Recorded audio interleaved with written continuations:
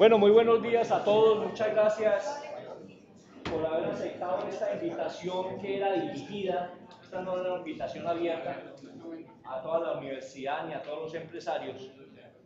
Era una invitación dirigida a grupos de investigación de la universidad, a algunos empresarios de la región, a un equipo que conformó la universidad para trabajar propuestas agroindustriales para el departamento encabezada por el doctor Luis Fernando Gaviria Trujillo, que nos acompaña también aquí hoy. Esta es una propuesta con la cual queremos, o este evento que vamos a hacer hoy y mañana, es un evento que implica una protocolización de una alianza público-privada, como se llaman ahora, APP, con el objeto de consolidar un proceso aplicado de I+D+I. Ya esto ha cambiado. La academia y sus grupos de investigación creen en que la investigación debe ser aplicada. Obviamente también tiene que haber investigación en ciencia básica, doctor Germán Moreno. Pero fundamentalmente tenemos que hacer investigación aplicada. Este es un taller que vamos a seguir replicando en diferentes etapas y en diferentes escenarios, que le hemos denominado Taller Permanente de Innovación Aplicada. También hemos invitado aquí hoy a la gente de Partesol Pereira y también a Incubar Eje Cafetero, el director ejecutivo, el ingeniero Carlos Alberto Guevara, lo acabo de ver acá.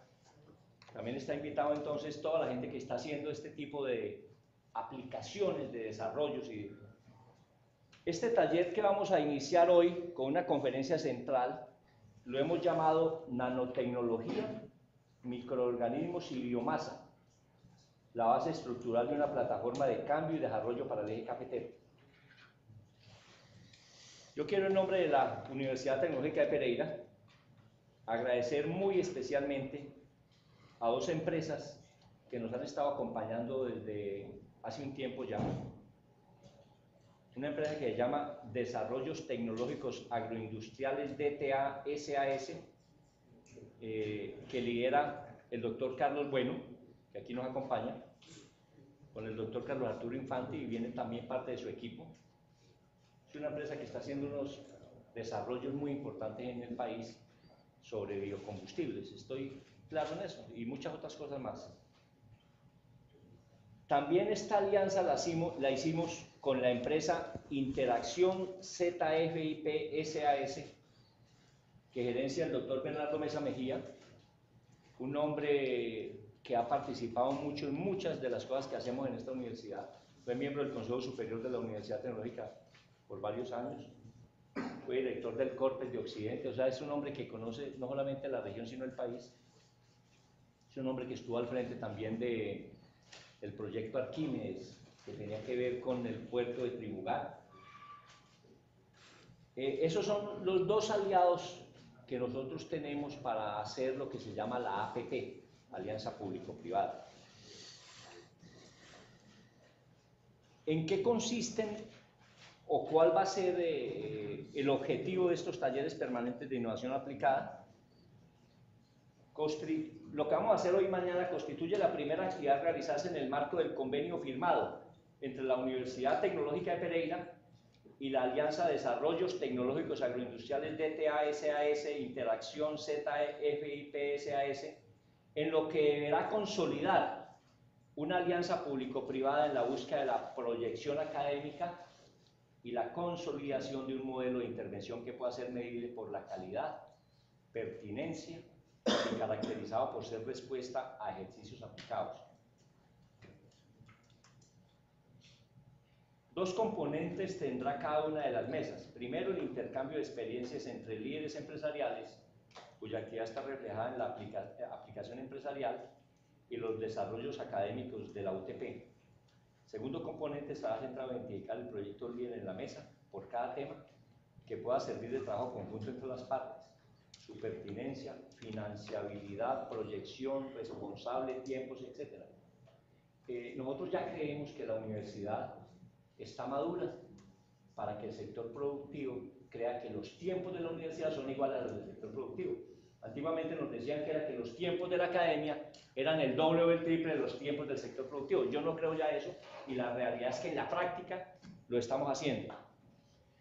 Quiero también agradecer al doctor Germán Moreno Moya, de la empresa Chemtech S.A., quien va a hacer la conferencia inaugural antes de entrar esta tarde y mañana a las mesas de trabajo. Y también agradecer al ingeniero Carlos Fernández da Chagas, de la empresa Bioenzima Industria e Comercio Limitada de Brasil. El ingeniero Fernández maneja un buen portuñol, de manera que no va a haber problema aquí. ¿No es cierto, ingeniero Fernández? También agradecerle a su empresa y a usted que está acá, lo trajimos directamente desde el Brasil, pues para este evento de hoy y mañana.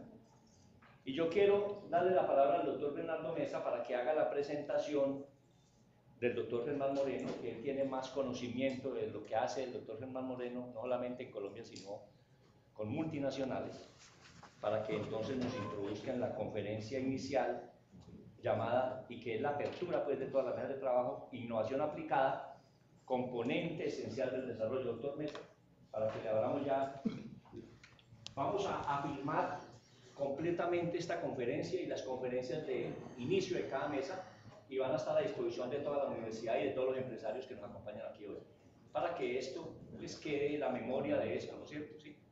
Doctor Mesa. Muchas gracias, doctor Germán Moreno, Germán López, Germán Moreno. Gracias.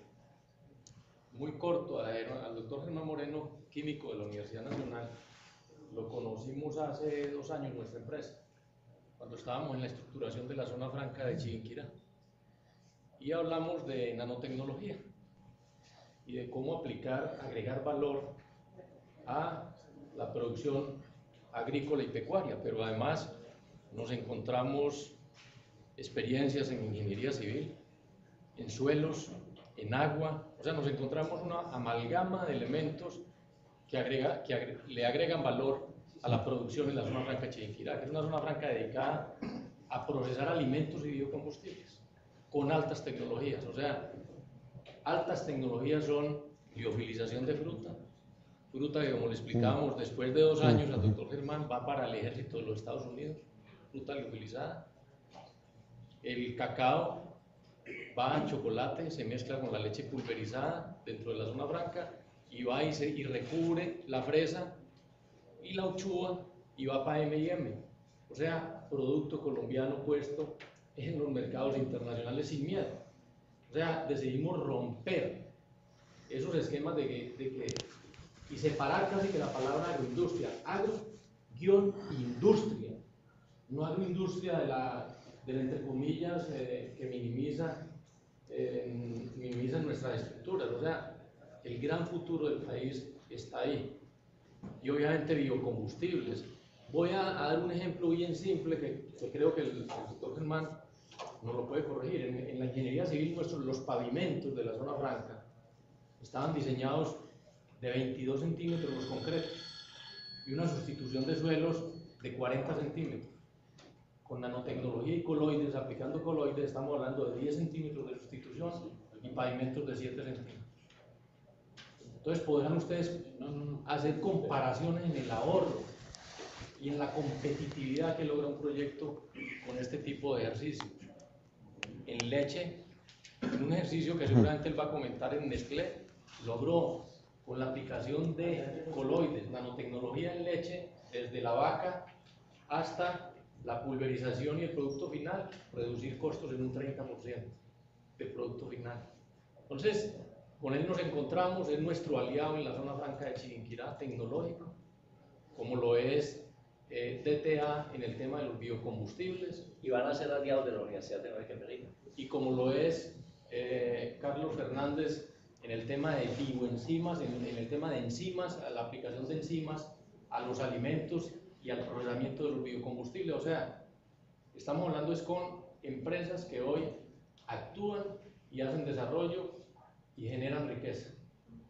O sea, generan riqueza. Entonces yo lo dejo, doctor Germán. Gracias. Y agradeciéndole nuevamente por estar con nosotros hoy aquí. Muy amables. Gracias por sus palabras. Espero que esto simplemente se lleve al plano de qué podemos hacer. Limitarnos simplemente a decir, yo puedo comprometerme a hacer esto y hacerlo. Es así de sencillo. para el tema que nos toca hoy, pues es algo que es muy común en lo que salen propagandas, noticieros, y es muy común verlo en el mundo. Se habla de nanotecnología. Y cuando se habla de nanotecnología, pues cada uno se ha formado un concepto o un preconcepto. Y habla todo el mundo de nanotecnología y uno dice, es muy conocida. Aquí sería interesante de pronto pensar qué pensamos nosotros de nanotecnología o de la sola palabra tecnología. Pues estamos en una universidad que está basada en concepto tecnológico, pero cuando ya se sale de la universidad, ya se empiezan a tener otro tipo de interpretaciones. Entonces hay que empezar a vender la idea.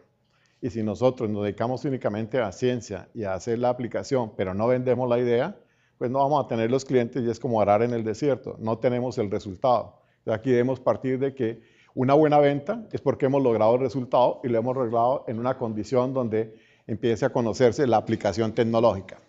Volviendo al tema de nanotecnología, si no conocemos bien tecnología y ya hablamos de nanotecnología, ya estamos metiéndonos en otra brecha. Cuando se empezó a hablar de nanotecnología, como ustedes lo conocen, y hoy todavía se asocia en la mayoría de la gente, es que se entiende por nanotecnología algo relacionado con los televisores, con los computadores, con los sistemas electrónicos, y así nos lo han vendido desde los años 70. Y ese desarrollo, como propaganda, ha manejado y ha centralizado ese concepto de nanotecnología. Pero si vamos a mirar la naturaleza, vamos a encontrar con sorpresa que toda la naturaleza en todo su sistema de evolución está basada en nanotecnología. Y muchos que atacan a veces nanotecnología lo hacen más por desconocimiento sobre riesgos, porque nosotros como seres vivientes, como una especie que ha llegado hasta este momento en evolución, somos el resultado de todo un montonón de operaciones y reacciones químicas en tamaño nanotecnológico con sistemas nanotecnológicos. Entonces, para entrar en el tema, cuando hablamos de nanotecnología, hablamos de partículas. Cuando hablamos de partículas por su tamaño, estamos hablando de nanómetros. Estamos hablando de partículas con diámetros teóricos en el orden de nanómetros, o sea, de 10 a la menos 9 metros. Entonces ven el primer rango de empezar a decir dónde estamos metidos. Y resulta que en nuestra constitución como seres vivientes, todo ser viviente está constituido de unos sistemas que se trabajan en sistemas nanométricos. Cuando miramos nanometría, entonces pensamos en relaciones de tamaño. Y una relación de tamaño muy sencilla es comparar una uva, que podemos dar 12 milímetros de diámetro a esa uva, y la comparamos cuántas veces cabe esa uva y en qué relación está con el planeta Tierra. Esa es la relación nanométrica. Entonces ya podemos empezar a ver de qué dimensiones vamos a estar trabajando en el concepto de lo que es nanometría. Cuando hablamos ya del concepto aplicado de nanotecnología, hay que romper paradigmas, porque nos los han generado y hemos caído en este proceso. Entonces la primera forma es romper el paradigma, y cuando empecemos a romper el paradigma vamos a empezar a ver aplicaciones y empezar a ver qué es sistemas coloidales.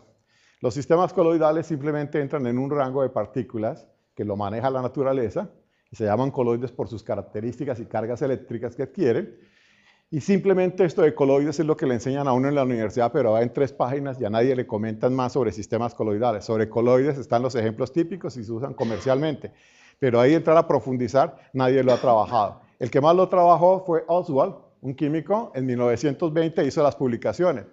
Pero cuando lo presentó él, estaba adelantado a su época y todo el mundo pensó que estaba alucinando y que eso no era verdad. Esto hoy es una realidad y desde 1920 se viene hablando de sistemas coloidales y aplicaciones de nanotecnología. Entonces, entremos en el tema. Cuando entremos nosotros aquí en este tema va a empezar el primer desglose. ¿A qué nos estamos metiendo y con qué riesgos vamos a meternos a ello? Entonces, tienen que ser riesgos calculados. Entonces, lo que vamos a empezar es a mirar en la aplicación. ¿Qué queremos? ¿Ustedes qué gustaría tener, para que esto no sea un monólogo, qué buscarían con nanotecnología en el concepto que tienen preformado de hoy? ¿Qué buscarían? O cualquier idea es válida. En nanotecnología los conceptos todos son válidos. ¿Hay alguien que tenga un concepto de aplicación? Superconductores. Ese es un tema bien interesante. ¿Qué otro se les ocurre? Ahí empezamos a tocar un tema, nutrición, ¿cierto? Recubrimientos metálicos delgados. Perfecto, eso ya es, como se dice, aplicación de alta tecnología. Pero ahí nombraron uno anterior que se habla de nutrición, ¿cierto? ¿Quiénes son los clientes en esta tierra, por lo menos? ¿Quiénes son los clientes? Los seres humanos, ¿cierto? El proceso, como lo vamos a tocar un poco cerrado más adelante, está basado en una materia prima universal que manejamos acá. ¿Cuál es esa? ¿Cuál es la materia prima? Los seres humanos, pero esos seres humanos están condicionados a un manejo. El cerebro, esa es la materia prima. Ahí es donde tenemos que empezar a ver cómo es el manejo y ahí es donde empiezan a juzgarse las cosas de si funcionan o no funcionan en el proceso evolutivo. Ahí es donde tenemos que empezar a mirar cómo es el concepto. Ya cuando hablamos de la parte de nanotecnología nos tenemos que meter a descentralizar a desarrollos que nos sirvan a nosotros. ¿En qué se fundamenta esta especie? Esta especie se fundamenta en nacer, ¿cierto? Crecer, se tiene que alimentar, moverse, es una de sus virtudes, y ve a ver si genera o no conocimiento, pero la idea es multiplicarse para poder mantener la especie. Ese es el lema normal de la naturaleza. Entonces, si miramos esa secuencia y cuando hablamos de partículas coloidales, empezamos a decir que son cosas raras. No, por ejemplo, les voy a tocar el mismo tema de coloides, entrando a lo que es la parte humana. Sistemas coloidales son, por ejemplo, las uñas, la sangre, la piel, los huesos, el pelo, todo estamos constituidos de sistemas coloidales. Entonces, si no conocemos sistemas coloidales y nos han restringido, nos estamos negando la aproximación a conocernos a nosotros mismos. Y todo esto en funcionalidad de que, como cada ser o microorganismo, lo más constituyente para el humano es simplemente el cerebro, pero ese está condicionado a cómo le presentan el entorno. Entonces, ¿qué hay que hacer para la nanotecnología? Empezar a conocer el entorno. Y para eso hay un ejemplo simplemente, que tal vez de pronto lo conocen algunos de ustedes, se basa en lo que siempre nos restringe a nosotros y principalmente como latinos. Es el concepto de los paradigmas y tenemos que empezar a romperlos. Entonces, pero lo primero para romper un paradigma es en este ejemplo es pensar cómo se constituye o cómo nace un paradigma. Entonces, para eso simplemente podemos empezar a mirar. Como hablamos de investigación científica, tocamos de un grupo de científicos, coloca 5 monos o micos en una jaula en cuyo centro colocaron una escalera y sobre ello un montón de bananas. Ese es el atractivo en este momento en el sentido de evolución de especie, que es alimentarse. Cuando lo miramos ahora, ese mono subió a la escalera para agarrar las bananas. Los científicos lanzaban un chorro de agua fría sobre los que quedaban en el suelo, cada vez que subía a tomar la banana. Después de algún tiempo, cuando un mono iba a subir a la escalera, los otros lo golpeaban. Mecanismo inducido. Me van a colocar agua fría porque alguien va a intentar coger las bananas. Perdón.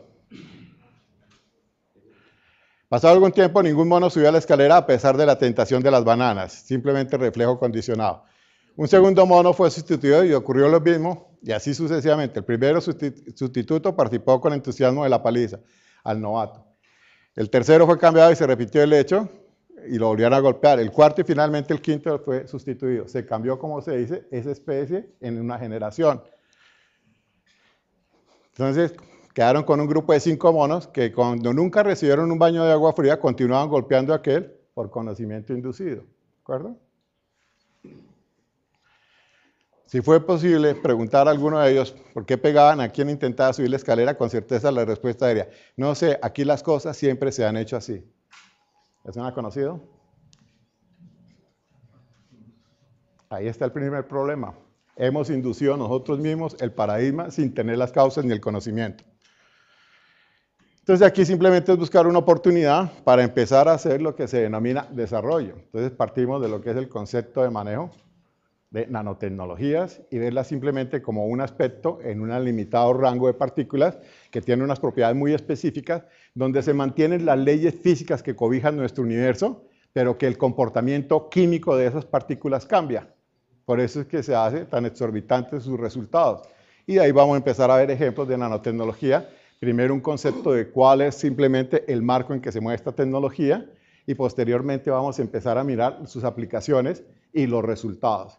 Todo esto con un enfoque de empezar a decir cómo se puede desarrollar una industria participativa, desarrollar tecnología propia, patentarla, que eso es uno de los mecanismos, y después simplemente hacerla pública y comercializarla. Entonces son etapas de resultados y todo sobre el resultado es que se hace la valoración económica. Entonces aquí no nos dé miedo pensar en la otro complejo de inferioridad, que es que da pena hacer dinero y decir que se hace dinero. Si se hace honradamente y se beneficia a la comunidad, pues esto es lo que se debe impulsar y es una forma de hacer riqueza.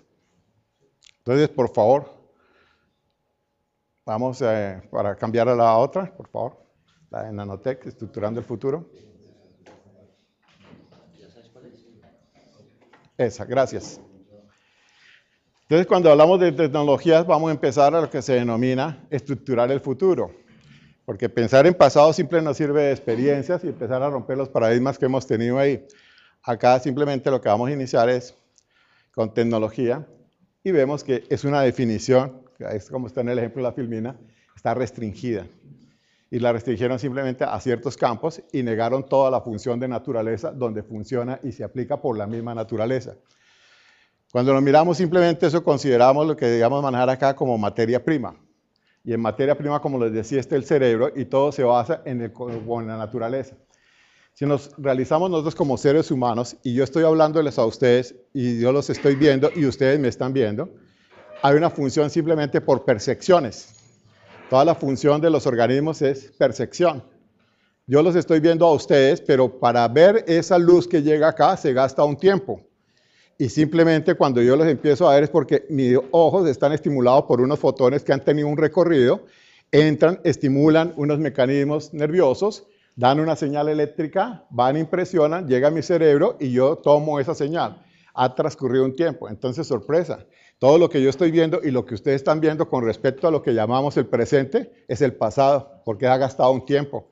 Entonces ya no estamos en presencia real de las cosas, estamos simplemente viendo pasado y lo hacemos continuo. Un ejercicio muy sencillo es compararse uno con una cámara fotográfica de hoy que hace barrido panorámico. ¿Ustedes han intentado hacer un barrido panorámico con los ojos? ¿Lo han intentado? ¿Se puede o no? Háganlo aquí, simplemente intenten ustedes mirar qué hace. Toma fotos, entra, foto, entra y arma un paquete. Pero no hacemos vista panorámica, ¿ya? En nuestro sentido de evolución para esta especie, en el caso nuestro como humanos, no tenemos visión panorámica, tenemos simplemente entradas de señales. Esas ya están codificadas a un proceso. Eso es para colocarles simplemente un ejemplo ahora que veamos aplicaciones. Cuando miramos el concepto de lo que es luz, entonces entramos a mirar otro aspecto. Las partículas, como le digo, si juegan entre 50 y 900 nanómetros, que es lo que jugamos industrialmente al fabricarlos como glóbulos, estas partículas, van a tener un rango entre 50 y 450 nanómetros, en que cuando incide la luz ultravioleta, que tiene un tamaño entre 50 y 450, y chocan con partículas del mismo tamaño en cuanto a diámetro, ¿qué sucede? Hay reflexión de luz, ¿de acuerdo? Cuando lo hacemos entre el espectro visible de 450 a 650 nanómetros, es el mismo efecto que nosotros vemos de reflexión en un momento dado de la luz. Cuando lo vamos de 650 a 900, estamos manejando ondas con otras características que generan calor y están siendo reflejadas. Ahorita vamos a ver aplicaciones con microorganismos de que el tamaño, cuando generamos un coloide, nos da unas ventajas en la naturaleza con ciertas propiedades. Un microorganismo que es atacado y que es inhibido por acción de luz ultravioleta, si yo lo coloco y lo protejo dentro de este tamaño y se refleja la luz ultravioleta, lo estoy protegiendo. Otros del sentido de calor que los destruye el calor y no aguantan temperaturas, si lo hago en el tamaño por encima de los 650 nanómetros, lo estoy protegiendo de la acción solar por rayos cercano infrarrojo. ¿Ven ustedes ya más o menos aplicaciones de algo tan sencillo? Esto aplica a todas las ingenierías y a todas las ciencias, incluidas las administrativas, porque es simplemente concepto de aplicación. Si todo esto se va a hacer un concepto reconocido como conocimiento y de continuo cambio, porque eso es lo que sucede en nuestra naturaleza, como les decía, nuestros ojos simplemente perciben fotones. Cuando yo tengo sensación de un sabor es porque me llegan unas moléculas a un sitio y estimulan unos circuitos. Cuando yo tengo el sentido de percepción de lo que es el aroma es porque me llegan unas moléculas a la nariz y hay un detector para ellas. Cuando simplemente siento contacto en el manejo de piel, es un efecto de percepción física también y es el contacto físico, que es una presión sobre una unidad de área. Entonces, todos son percepciones físicas. Y nosotros simplemente estamos viendo participación en el pasado en cuanto al verdadero presente. Ahí viene la otra pregunta. Entonces, ¿cómo se genera la diferenciación de especies con respecto al conocimiento? Hubo un cambio. Y ese cambio simplemente fue acondicionar el conocimiento. Y cuando se acondiciona el conocimiento tenemos una sorpresa bien interesante. Lo vamos acumulando y a diferencia de las otras especies vamos mostrando resultados. Entonces, si lo miramos desde el punto de vista naturaleza, el cambio es algo natural. El no cambiar es antinatural. Entonces, la resistencia al cambio simplemente es retrasar, no competir, quedarse. Ahí es donde tiene que haber un mecanismo evolutivo que facilite el cambio y se prospere. Para esto ya en conocimiento tenemos unas ciencias básicas. Y para esto tenemos como ciencias básicas la física, la química y la biología, que son bien conocidas, pero debemos incluir en nuestro medio otra ciencia básica, la economía. ¿Para qué lo hacemos? ¿Es rentable o no es rentable? Si no es rentable, ¿para qué lo hacemos? ¿Para qué gastamos ciencia en un poco de cosas que no van a tener un valor, que den simplemente un beneficio ya de manejo a la especie? Eso es concepto de manejo. En lo otro es de que nos obliga a tener un pensamiento racional, el de discusión, el de diálogo. Aquí llamémoslo el de lograr no un grupo para trabajar, sino de un equipo, en que cada uno sea líder en el momento y en su especialidad. El concepto de racionalización ya va definido como organizar la producción o el trabajo de manera que aumente los rendimientos o reduzca los costos con el mínimo esfuerzo. Esto es reducir a normas o conceptos racionales. Ese es el concepto cuando se habla de racionalización. Es tener la mente para volverlo rentable o productivo. Cuando nos hablamos ya con relación a la racionalización, nos tenemos que poner en contexto. ¿Y por qué pongo yo contexto? Porque es que mucha gente habla y tamina y sabe sobre los títulos y toma decisiones. Usted ya sabe a qué le suena eso, ¿cierto? Pero cuando hablamos de contexto, es que hay que conocer, es estar en el entorno físico, que es donde se alteran nuestras percepciones de lo que está sucediendo en el universo, y es un contexto físico o de situación, ya sea político, histórico, cultural o de cualquier otra índole en el cual se considera un hecho. Entonces, uno debe conocer el entorno. Tiene que tener la capacidad de empezar a diferenciar qué está sucediendo, porque todos los hechos cambian y se condicionan a diferentes situaciones. Entonces, no podemos generalizar. Entonces, nanotecnología nos lleva a hacer algo que es muy específico. Y esto simplemente se denomina, cuando se tienen trabajos en ella, a hacer un tipo de trabajo muy bien definido a nivel mundial que se llama tailor-made. Ese tailor-made quiere decir hecho a la medida. Es como el sastre, ir a pedir el vestido con las características de quién pone el paño, dónde van los botones, como si es un traje deportivo, si es un traje de etiqueta. Es el concepto de manejar un contexto. Perdón. Y ahí viene el ejemplo. ¿Ustedes saben cuál es la ciencia que más se ha desarrollado en los últimos 10 años? La neurociencia. Porque hay sistemas de medición para reacciones, control químico, exploración de cerebro, resonancia nuclear magnética, los TAC, todas estas cosas. Nos dicen incluso hasta de ciertas emociones cómo hay actividad química y cómo se puede hacer un control mediante controles electrónicos. Y dependiendo de esto ya podemos empezar a hablar de cómo son las respuestas de cerebro o de comunidades. Y hoy simplemente esto tiene un auge que es donde más se ha desarrollado, que es en el marketing. Empezar a presentar un producto o un equipo o un proceso con indicadores de color, con estimulantes, donde la gente no sabe que está siendo influenciada, está siendo manejada por conceptos de este estilo. Todo se reduce a signos simbólicos. Ahí es donde nosotros podemos empezar a ver que en cognición humana, de lo que partimos de percepción sensorial y acción motora, es una experiencia física. Simplemente damos respuesta al estímulo. Ese viene condicionado a otro, lo que se denomina gratificación. Ustedes dirán, ¿qué tiene que ver esto con nanotecnología? Lo vamos a ver cuando veamos las aplicaciones y por qué tiene uno que adentrarse en esto y empezar simplemente a ver cómo manejar nanotecnología para un desarrollo o una aplicación. Porque eso no es para mí ni para mi familia que me entiende, sino es para todo el mundo y los que no me conocen. Entonces, este es el principio que yo decía, saber vender una idea. Pero para venderla, este es lo que denomino el contexto para nanotecnología. Todo esto va enfocado a algo que lo demanda cuando se den los resultados, que son los mecanismos de supervivencia. Entonces, ahí vienen las preguntas. ¿Por qué todo cambia cuando pensamos, se va mejorando? Y ya se empiezan a notar los relevos generacionales.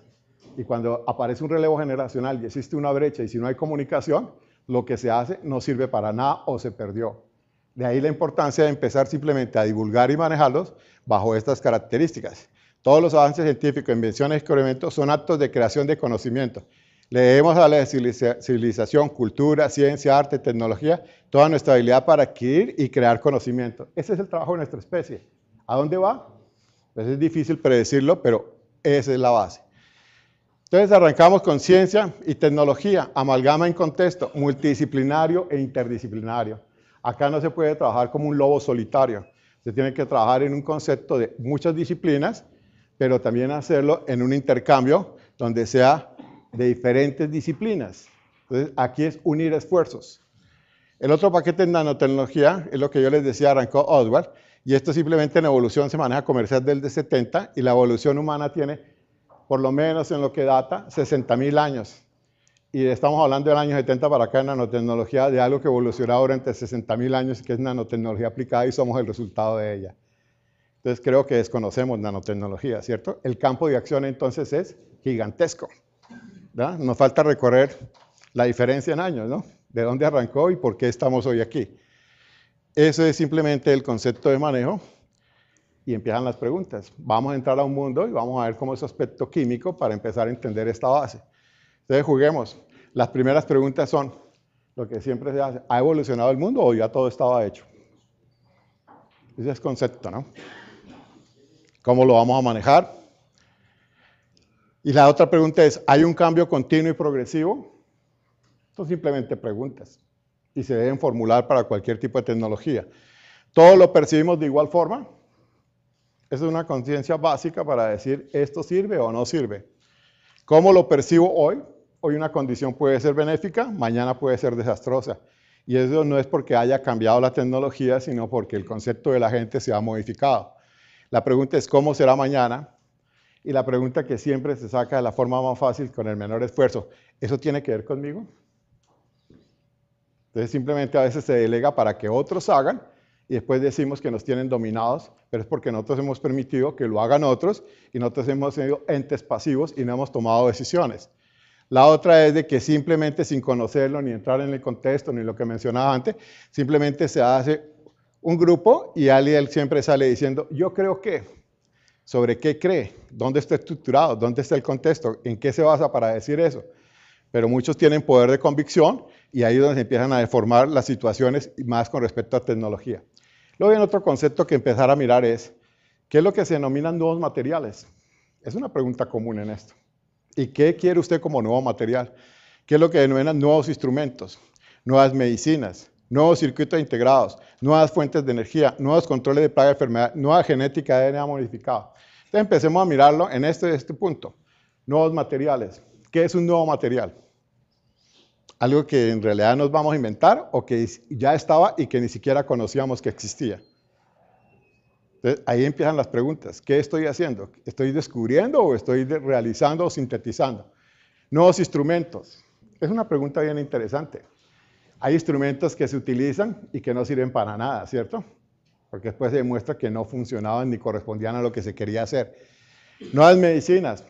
Hay mucha influencia del aspecto de mercadeo con respecto a un caso que ya se puede tocar acá, biodiversidad, donde ya están las soluciones a los problemas, pero no se ponen a funcionar porque hay un medio de mecanismo que dice que se hace primero comercialmente y después se buscan soluciones. Y así podemos continuar con esto. Y la nueva genética. Y la nueva genética ya nos prometen un universo sin enfermedades, con todo un montón de facilidades, pero se olvidan algo. Genética es algo bien interesante. Es un ciclo donde determinan diferentes switches, un 1 y un 0, en diferentes secuencias, que en el DNA lo que hace es estructurar una proteína, pero nosotros no conocemos ni cómo trabaja la proteína y ya estamos modificando los switches, ¿ya? Entonces, aquí vienen unos cuestionamientos de cómo manejar nanotecnología. Ya con esto simplemente entramos a ver los problemas. Y los problemas siempre los generamos con el yo creo generalmente, porque no se ha tenido la base en el contexto. Y es una pregunta de aspecto ambiental negativo. Hay un concepto, por ejemplo, en Europa que es bien interesante. Entonces, ¿cómo creen que sea nanotecnología en Europa? ¿Algo sencillo, fácil de introducir o difícil? ¿Cómo creen? Muy difícil. ¿Pero por qué? Modificaciones genéticas que no saben para dónde van. Es un punto de ensayo y error, porque eso es un manejo de ensayo y error. No conocemos lo natural y ya modificamos lo demás sin saber cuál es el switch y qué altera, ¿ya? Y algo peor que ha tenido más impacto en eso y que ha restringido a la gente, que el príncipe Carlos de Inglaterra leyó sobre esto y le pareció que eso era peligroso. Entonces el príncipe Carlos dijo que eso era peligroso. Y ustedes pueden leer todos los artículos en nanotecnología para los registros y todas las cosas, y el nuevo ecocer que se modificó en Europa, se partió de la premisa de que el príncipe Carlos dijo que eso era peligroso, entonces nos tenemos que cuidar, ¿ya? El yo creo que, y así dependemos todos. El otro punto, destrucción de recursos. Entonces aquí vienen los dos aspectos. Ustedes han oído en nuestro país que se hablan de la parte ambiental y de la parte ecológica, ¿cierto? Y llegan y se mezclan. Y todo el mundo habla de ellas, ¿no? Y lo meten mezclado. No diferencian ni los nichos, no diferencian las aplicaciones. Pero todo el mundo habla de eso y todo el mundo se vuelve docto en la cosa. Yo creo que ahí vamos a tener paso para empezar nosotros a revisarlo en el taller de esta tarde, cómo manejar esto y cómo empezar a diferenciar las estructuras, porque el mundo nos sacó ventaja y nosotros nos quedamos quietos. Entonces ahí para poder competir tenemos que empezar a jugar las reglas. Nuestros países latinos se quedaron en un juego muy nacional, de mucho gusto, que puede ser como el parqués o puede ser el dominó, ¿cierto? Y nos enfrentamos a otros y vamos con las mismas reglas de acá a jugar bridge o jugar ajedrez. ¿Cómo nos irá? Tenemos que entrar en el contexto, conocer y poder jugar con las reglas que está jugando todo el mundo. La otra parte, contaminación. Sí, eso es cierto, existe. Pero también son ciclos que han sucedido antes de que existiéramos nosotros y son ciclos que no van a cambiar porque estamos nosotros. Entonces los conceptos de contaminación es llegar a un equilibrio donde podamos controlarlos, diagnosticarlos y buscar soluciones.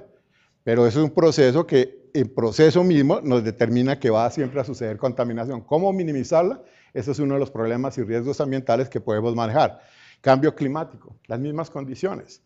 Se genera CO2 y sus características, si se mantienen los rayos, si se calienta, sí. Pero en los mismos ciclos, si yo le pongo CO2 a una planta y ella tiene su poder, como en su evolución, de convertir ese CO2 a, como se dice, absorberlo y generar más fruto y mejores cantidades y mejores condiciones y absorbe agua y la maneja de esta forma, también puede llegar a un enfriamiento. Entonces, el CO2 depende del equilibrio. Puede ir para un lado calentamiento o puede ir al lado para el otro lado de enfriamiento. Hacia dónde vamos depende del ciclo y hacia dónde está el equilibrio. Eso es lo que hay que empezar a mirar y no simplemente dejarse uno guiar sin analizar las cosas. Después veremos ya ejemplos prácticos de esto. Daño genético. Ahí sí que tenemos condiciones porque nos están poniendo simplemente las reglas de juego y nosotros no tenemos los elementos básicos para poder competir. Aquí lo que hay que empezar a buscar es cómo es la relación beneficio-riesgo. Hasta dónde el riesgo y cuánto tengo de beneficio. Ese es el concepto de manejo hasta acá. Aquí viene un concepto que se presentó a nivel nacional que hemos aprendido de la química. Y la conclusión es muy sencilla. Nuestras vidas están cambiando con o sin nuestro conocimiento. Si nosotros no participamos de él, pues alguien nos la va a cambiar. Y eso es real. Ahora hablamos del cambio. Es tan acelerado, impactante y profundo que solamente un tonto o irresponsable se atrevería a predecir el futuro. Porque no está en el contexto. Entonces, predecir, sin conocer el contexto o qué está sucediendo, es muy difícil y muy arriesgado. Entonces, entremos en ejemplos prácticos. Para desarrollo ya de aplicaciones hacia innovación y desarrollo. En 1953 simplemente se hizo replicación de vida porque se aisló lo que correspondía al DNA. Hoy lo conocemos rápido porque es de lo que denominamos base de la vida, y todo base de vida está condicionado a esto. En el 72, con enzimas selectivas para cortar y pegar el DNA, se empezó a jugar y a armar estructuras. Entonces ya empezó un famoso negocio. En el 73 ya se logró, del 53 al 73, 20 años después, la fabricación de DNA. Entonces ya es una cosa bien interesante. Para el 76, 3 años después, el Instituto de Salud de Estados Unidos siempre dio guías para una nueva tecnología y la gran inversión de esta para empezar a hacer las aplicaciones fue de $500, con un laboratorio que se llama Genentech de Biogen, el primer gen para producir insulina humana usando bacterias, ¿da? Y lo probaron en caballos y funcionó, ¿da? ¿Cuánto de inversión hubo para esa biotecnología? $500. Nosotros si estuviéramos en el año 73 y al 76 reuniéramos $500, ¿por qué no arrancamos aquí esto? ¿Cuánto vale hoy el negocio de biotecnología en el mundo? ¿Y con cuánto arrancó? Entonces la disculpa de que falta plata ya como que se cae, ¿cierto? ¿O no? Bastaba con hacerlo. Siguiente con esto se encuentra el otro. Innovación como el cimiento básico de la nueva industria. Entender la comercialización de tecnología innovativa es la clave para posicionar productos exitosos o procesos de innovación. Es así de elemental. Simplísticamente, innovación ha sido descrita comprensivamente como la función de creatividad oportuna e implementación. ¿No eso es lo que seguía? ¿Estamos de acuerdo con esa definición que se ha colocado en todos los libros y que la encuentra uno? ¿Ustedes creen que ahí nomás es eso? Les apareció un chispazo y alguien dice, para mañana a las 4 invéntese usted una cosa y al día siguiente la tiene antes de las 4. Ese es el esquema con que nos han vendido los conceptos de innovación. Entonces aquí lo que primero tenemos que empezar a mirar es cómo implementarla y cómo manejarla. Entonces empezamos también a hacer un análisis. Cuando se hablaba de volar que era imposible, y menos con un objeto más pesado que el aire, alguien arrancó y empezó en 1903, los hermanos Wright, y lograron con un avión en poca distancia 35 millas por hora. Ese fue el punto con el cual se rompió un paradigma y se inició un proceso.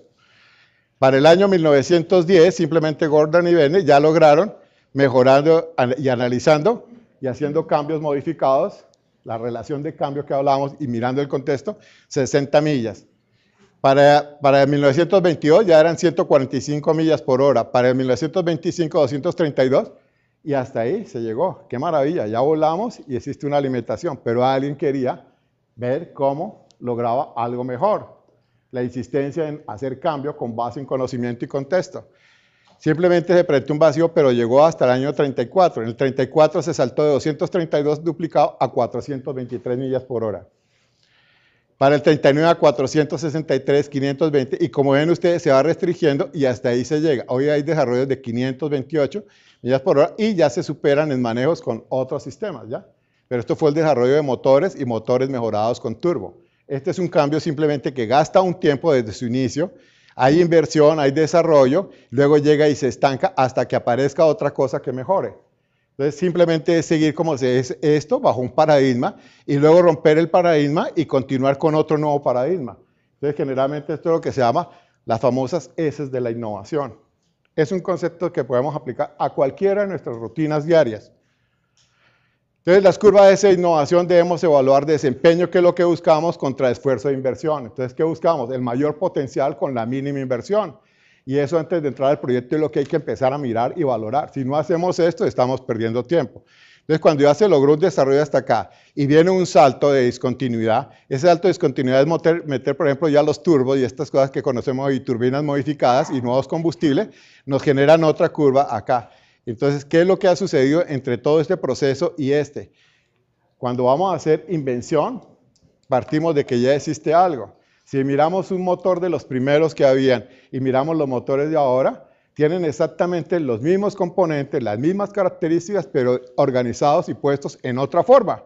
Eso es lo que se denomina la innovación. Y para poderlo hacer y que funcione, lo único que se tuvo que tener fue un salto, que es el salto de discontinuidad. Entonces, ¿dónde está la innovación?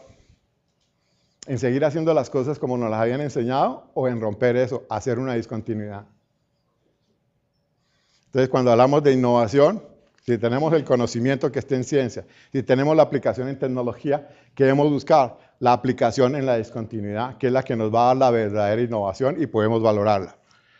Aquí viene otro de los conceptos bien interesantes porque se habla ya de otro componente que es fase de nuestra especie como humanos, la creatividad, simplemente, más una gerencia, porque hay que colocar la gerencia para administrar esa creatividad, se determina con un equipo y simplemente hay que hacer una inversión y pensar en una demanda. Esos son los componentes de todo un desarrollo de un proyecto con innovación. Cuando pensamos en creatividad, es gente creativa con ideas innovadoras, conocimiento fuerte y estructurado, porque tiene el contexto y ha vivido su vida de desarrollo y conocimiento. Aquí en esto, a diferencia de un vendedor que también tiene todo el conocimiento, pero en sus palabras es porque depende de algo. Pero el vendedor aguantará el día que le matemos el catálogo. Queda como difícil, pero acuérdense que mucha gente en nuestro medio del yo creo, se habla de mucha tecnología y muchas cosas basado en el catálogo. ¿O no es así? Y venden tecnologías basadas en catálogo, no en resultados, sino en catálogo. Entonces aquí cuando nosotros matamos el catálogo, estamos matando la creatividad, o sea que no había creatividad, ¿de acuerdo? Cuando miramos gerencia, debe estar focalizada y dirigida por prioridades, no es por lo que aparezca, sino por buscando un resultado. El equipo debe ser multi e interdisciplinario. La inversión de capital, esto simplemente es el punto significativo para el despegue de ese proyecto. La demanda, o sea, el retorno de eso simplemente es una promesa siempre, y es la que uno debe valorar a qué mercado lo llevo. Llevando tecnología del laboratorio al sitio de mercado. Entonces, ¿esto cómo funciona? Con algo muy sencillo. Si se hacen todos estos jueguitos así, el jueguito de la comercialización de producto innovativo es función de las que nombramos antes. 1, 2, 3, 4. Pero el jueguito va en que va un concierto musical, va con el primero que es el compositor, que es la creatividad, ¿cierto? Luego viene la gerencia que la hace el director, y no necesariamente tiene que ser a la vez, pero sí puede ser simultáneo en varios procesos. Luego viene el equipo que es la orquesta, Y luego simplemente el retorno, el que va a buscar la parte del negocio, que es el responsable financiero de la experiencia. Y luego la atracción del público, porque si se hace todo esto y no le gusta al público, ¿qué pasa? Perdimos el tiempo con esa orquesta, ¿cierto? O si vamos a interpretar algo que no está de acuerdo con el compositor y con la orquesta, pues ya viene el otro lío. Entonces, como un resumen de actividad, y esto es aplicable a todos los proyectos. Esto es un ejemplo general de manejo de innovación, que es un curso que meten las multinacionales para la gente empezar a evaluar y decir en qué parte de la orquesta estoy yo y qué debo tocar como equipo, ¿de acuerdo? O cuáles son mis responsabilidades. Es el concepto de manejo. Y ahí entra el mundo de nanotecnología. Las leyes del mundo macro con la materia son las mismas en la escala nano. Lo que cambia es el comportamiento de la materia. Por lo tanto, solo personas, ojo, con conocimiento, el contexto que hablábamos, la educación, o sea, la formación de conocimiento y aplicación tecnológica, el entendimiento de los principios fundamentales, son adecuadas para explorar, descubrir e inventar. Esa es la función de cambio. Entonces, no pidamos lo que no puede hacer alguien. Más bien, guiémoslo y volvámoslo fuerza que impulse para el desarrollo y sea parte de ese desarrollo. Entonces, esto está limitado a esto y eso es lo que se exige y es una diferenciación. Suena feo, suena a élite, pero es que eso es lo que se hace. Miren cómo se hace cuando se reúne el grupo de los 8 o el grupo de los 20. ¿A qué creen ustedes que se reúnen ellos? ¿A preocuparse de la situación de alguien en otra parte del mundo? No, a buscar mecanismos de protección y desarrollo. Si nosotros no los generamos y estamos excluidos de eso, pues entonces tampoco nos vayamos a quedar, porque tenemos todos los mecanismos para hacerlo y formar parte del grupo. Es entrar a la rosca, así sea en pequeño, pero es participar de ella. El resumen de la innovación es que en la discontinuidad está la verdadera innovación tecnológica. ¿Y dónde está eso? En cada sitio y lo podemos desarrollar nosotros. Somos culpables si no lo hacemos. La aproximación valorada de los hechos, causa-efecto para aplicación del conocimiento es el desarrollo de sistemas procesados orientados a obtener resultados, cercanos a las condiciones de equilibrio, establecidos en la naturaleza. Aquí no es pelear con la naturaleza, sino entenderla y seguir la naturaleza. Mire que nos lleva en ventaja más de 60.000 años. Entonces simplemente es tratar de entenderla. Y en esto simplemente es la forma adecuada de hablar de esto, de racionalización, que es los temas que vamos a ver en las partes aplicadas cuando hablemos de nanotecnología. Entonces simplemente nanotecnología es un universo diferente, por lo tanto demanda una aproximación diferente. Nuevos mecanismos, nuevo conocimiento, nueva aplicación. Entonces entremos al tema. Sistemas desarrollados de transporte coloidal, o sea, tamaños de partículas coloidales en escala nanométrica que se han diseñado como paqueticos para transportar principios o ingredientes activos para hacer algo. Entonces podemos empezar con ejemplos prácticos. Todos conocen aquí lo que es un jabón y un champú, ¿cierto? ¿Cuánto es el principio activo de un champú, por poner lo que es lo más genérico? ¿Cuánto es? Todos los días usamos champú, ¿cierto? ¿Lo conocemos? ¿Nos hemos preocupado por eso? ¿Cuánto es el porcentaje que hay de principio activo en un champú? ¿Cómo? Por ahí va el negocio, ¿cierto? ¿Y el resto qué es? ¿El resto qué es? Todos lo conocemos. Envase, etiqueta, marca, agua, ¿ya? Colorantes, incluso saborizantes por si se les mete a la boca y porque le guste, que queden residuales también para alimentación. Todos los juegos, ¿cierto? ¿Y cuánto valen? Y todos tienen el mismo principio activo. ¿Qué otro día nos vendieron con eso? Si usted simplemente le entrego yo un poquitico, el 3% nomás, que sea lo máximo que haya en un... Se lo entrego yo en un estuchito y le cobro exactamente lo mismo que le están cobrando por el del envase grande, ¿usted qué siente? Que está siendo estafado, ¿cierto? Ahí viene el primer concepto, de que tengo el ingrediente activo, me hace el mismo trabajo, voy a utilizar mucho menor cantidad y yo mismo pongo el agua, pero me siento estafado porque me cobraron caro, ¿cierto? Esos son los problemas de nanotecnología, ahí está el primero. La gente quiere que por la misma plata le den bastante, ¿cierto? Y reciba bastante y se va contento.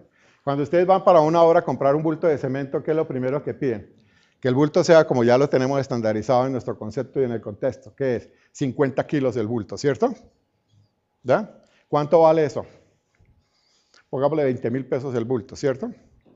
Y lo compro y voy y hago la obra. ¿Qué pasaría si llega a comprar el cemento y le ofrecen del cemento simplemente un paquetico así de grandecito y también vale 20.000 pesos? ¿Usted lo compra? El principio activo del cemento en sí, lo que hace el trabajo, no pasa en exageración del 5%. Lo demás es tierra, es relleno calcinado, ¿de acuerdo? Con ciertas propiedades, pero lo que verdaderamente hace el trabajo es una fracción. Pero estamos acostumbrados a que nos den bastante y lo cargamos y lo transportamos, gastamos energía, sudamos y de todo, ¿cierto? Y fuera eso se pierde porque el peso fractura y también le ocasiona daños por peso a la gente, ¿no? ¿Ven? Entonces ya hay un lío, si yo empiezo a vender paqueticos chiquitos, ya empiezan a cuestionar a la gente y dice, eso no sirve para nada, ¿de dónde se inventó eso? Eso no sirve para nada.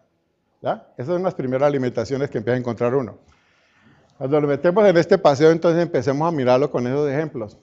Vamos a hablar de unas ventajas que se van a obtener con sistemas coloidales, que son paqueticos pequeñitos que hacen que trabajen las cosas. Es racionalización y uso, aplicación de productos químicos, en esto me meto en este campo porque es el resultado, manteniendo o mejorando el desempeño de las dosis comerciales tradicionales. Este es el primer problema, es el primer dilema de manejar nanotecnología y todo el que se meta hoy en nanotecnología, que es lo que maneja el grupo de los 20 y el grupo de los 8, pues ya tiene un primer foco de pelea. Demostrarle a la gente que puede con pequeñísimas cantidades obtener incluso mejores resultados. Es el primer paradigma a romper.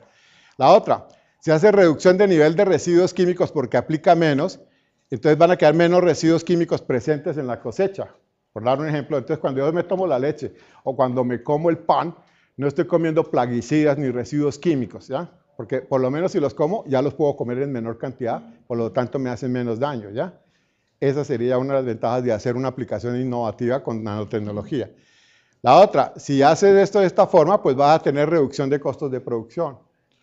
Y si una planta que tiene un equilibrio químico de que recibe, no es como nosotros, que simplemente comemos aquí ahora, luego como aquí, luego como acá, y ya le exijo a mi organismo que simplemente fabrique energía para mí, y el organismo lo hace en esa forma. Una planta está quieta generalmente, y no se mueve sino muy despacio en el tiempo. Entonces tiene que aprovechar en equilibrio lo que tiene. Y si tiene para comer nitrógeno, fósforo, potasio, a ella le gusta en una relación que solo le gusta a esa especie y a esa planta, y lo hace en una relación de N, de P y de K, de nitrógeno, fósforo y potasio. Y no lo cambia porque ese es un mecanismo evolutivo que le da el gran desarrollo. ¿Y qué es lo que hacemos nosotros cuando somos cultivadores en el campo? ¿Qué es lo primero que hacemos? Empezar a tocar la tierra, empezar a modificar todo el sistema y luego sembramos la planta y luego le damos una orden a la planta de que tiene que crecer porque es que a mí me gusta así.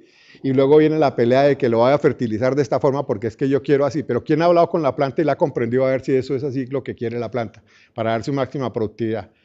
Algo peor, generalmente ¿qué se hace? Va y se consulta. ¿Y a quién se consulta? Al vendedor. ¿Y al vendedor qué es lo que le interesa en su negocio? Vender, y si es buen vendedor, pues qué bien. Y el otro es el paciente bobo que le compra, y ¿quién sufre todo el daño al final? La planta, el suelo, el entorno, la gente, todo, ¿no? Y si quedan residuos químicos peligrosos, ¿quién se los vuelve a comer? Uno está en ese ciclo, entonces uno dejando a otros que le hagan la gerencia. Mire lo que estamos haciendo, nosotros estamos dejando a gente que no conoce el mecanismo que haga gerencia sobre nosotros y nosotros somos los pasivos que aceptamos, comemos y no criticamos, ¿de acuerdo? Y este es un país agrícola, ¿o no? ¿Sí? ¿Y cuál es la función nuestra para podernos sobrevivir? Comer, ¿cierto? ¿Ustedes conocen en el contexto del país cuántas hectáreas hay cultivables? 4 millones. 4 millones. ¿Y cuánto es el total de lo que sería potencial, lo que está sembrado en parte agrícola y declarado? ¿Cuánto es? 22 millones. Un poquito más, pero está por ahí cerca, 33 millones. Y ahorita reales en funcionamiento hay 3 millones.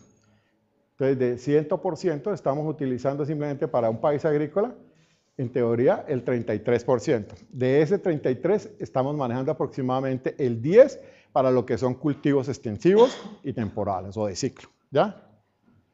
Entonces, de todo el manejo a la larga, en lo que es alimentación, tenemos el 3%, ¿ya? No más. Y ese 3%, simplemente el 60% de 3% va dirigido a los perennes o cultivos, como digámoslo, de largo ciclo, ¿ya? Y el resto sí queda para el 40%. Entonces, ¿qué es lo que estamos haciendo? ¿Este es un país agrícola con el 3% de manejo? ¿Sí? Esas son las primeras cuentas que hay que empezar a hacer para entender el entorno. Si alguien en un producto de otro país, en una función agrícola, le mete una tecnología de estas, la modifica y tiene unos ahorros y le sobra de producción y tiene su beneficio, ¿qué hace? ¿Lo bota? ¿Qué hace? Saca una posición arancelaria, lo comercializa y viene y nos lo vende bien barato porque son sus sobrantes de producción, ¿cierto? Usted no ve la inundación que hicieron para los países latinoamericanos, en el caso de la leche, ¿qué hicieron? Desde Nueva Zelanda llega acá leche más barata que la que producimos nosotros en nuestros medios, ¿ya? ¿Por qué? Porque es un excedente de producción, por tecnología que lo han mejorado en cultivos de pastos, en procesamiento de manejo de formulaciones para el ganado, sale la leche más barata y nos la traen acá. Paga todo ese flete y es competitiva contra lo que tenemos aquí. Lo que vino sucediendo en el negocio del arroz. ¿Cómo fue el negocio de arroz en el país? ¿Se acuerdan? ¿De dónde nos llegaba el arroz? De Vietnam y de Tailandia, ¿ya? Y nos llegaba fuera descaradamente, no solo de allá, a menores costos, sino por triangulación de Ecuador y entrada de contrabando fuera de eso. Más barato y entrada de contrabando, ¿ya? Entonces, ¿sí ven cómo se van afectando los conceptos cuando no los manejamos? Ahí viene otro paquete de mirar, reducción de costos de producción, es el incremento de productividad. ¿Cuál es la función? Nuestra función latina ha estado en que tenemos unos estándares. Maíz, ¿cuánto es su producción en el mercado en toneladas por hectárea? ¿Cuánto es? Va a preguntar al campesino y de todo y te va a decir, sí, estoy en 2,5 toneladas, del blanco o del amarillo, ¿ya? ¿Cuánto es la producción en Estados Unidos de maíz? Creo que hay una diferencia grande, ¿no? ¿Qué nos falta? Si allá les toca en una estacionalidad nomás, cuando aprovechan el sol. Y aquí nosotros tenemos sol, ¿cuándo? Todo el año, ¿cierto? Los cultivos de flores. Los cultivos de flores, nosotros tenemos todo el trópico. Donde se siembran las flores simplemente es plástico y guaduas, ¿ya? Y ahí se monta todo el cultivo y nos favorece la naturaleza, los fotoperiodos, todo lo podemos manejar, ¿ya? Pero somos caros en el mercado. Holanda, ¿qué hace? Holanda tiene infraestructura todo en concreto, con aires acondicionados, todo computarizado, todo el manejo, y vende, y sigue siendo el número 1, y nosotros no podemos competir. Creo que nos falta algo, ¿cierto? En las condiciones aquí natural, ellos con grandes inversiones y siguen siendo el número 1 y más rentable. Creo que hay algo que está faltando. La otra es que es una medida para los negocios, es lo que se denomina menor impacto ambiental. Y entonces hoy es un mecanismo que hay que saberlo manejar. Las restricciones que se han hecho, por ejemplo, en el caso de las frutas, que en el caso que le sucedió a Chile para sus peras y sus manzanas, ¿en qué consistió? En que le hicieron análisis de residuos y verificaron que dentro de sus residuos y por impacto ambiental, simplemente había algo que eran unas sales de estaño, ¿ya? Hasta ahí va todo bien, ¿cierto? Ustedes han comido, lógicamente, manzanas chilenas y duraznos chilenos, ¿cierto? ¿Cuál es la característica de ellos y por qué los diferenciamos? ¿Por qué se diferencia de uno común? En el sabor, ¿cierto? Y el sabor que le está dando a ese sabor que tenían los chilenos, el contaminante que era la sal de estaño, ¿ya? Y gustaba a todo el mundo y lo comercializaba. Pero ya cuando empezaron los negocios a nivel mundial, le restringieron por residuos y por impacto ambiental, le restringieron y ahí vino el gran golpe para Chile en sus frutales, ¿ya? Entonces los mecanismos de impacto ambiental son los que determinan ahora fracción o parte del negocio. Si no se tiene esto en cuenta, pues hagamos maravillas, pero si dejamos contaminantes vamos a tener problemas. Cuando hablamos de sistemas coloidales, todo esto es relacionado con naturaleza y de acuerdo con la Agencia de Protección Ambiental de los Estados Unidos, sigue siendo reconocida como producto GRAS, que quiere decir generalmente reconocido como seguro. Esa es la verdadera etiqueta verde.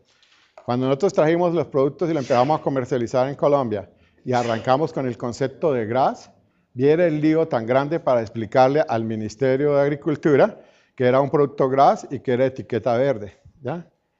¿Por qué? Porque es que resulta que nuestra legislación, para que ustedes lo sepan, los productos GRAS y todo lo que se maneje biológico y con todo lo que se maneje en esta zona, con aspecto de tendencia a reemplazar productos químicos, está clasificado entre los plaguicidas. Y está la ley sobre plaguicidas. Así que todo lo que ustedes están trabajando de manejos biológicos, incluida la parte enzimática y estas cosas, cuando lleguen por ley, tienen que ir a pedir un registro y demostrar y hacer toxicología y todas las cosas. De pronto que están exentos en el mundo, aquí tienen que sacarse un registro y un permiso para poder hacer las cosas, ¿de acuerdo? Y si no lo hacen, no puede comercializar, o si no lo multan, o le cierran la compañía. Gracias.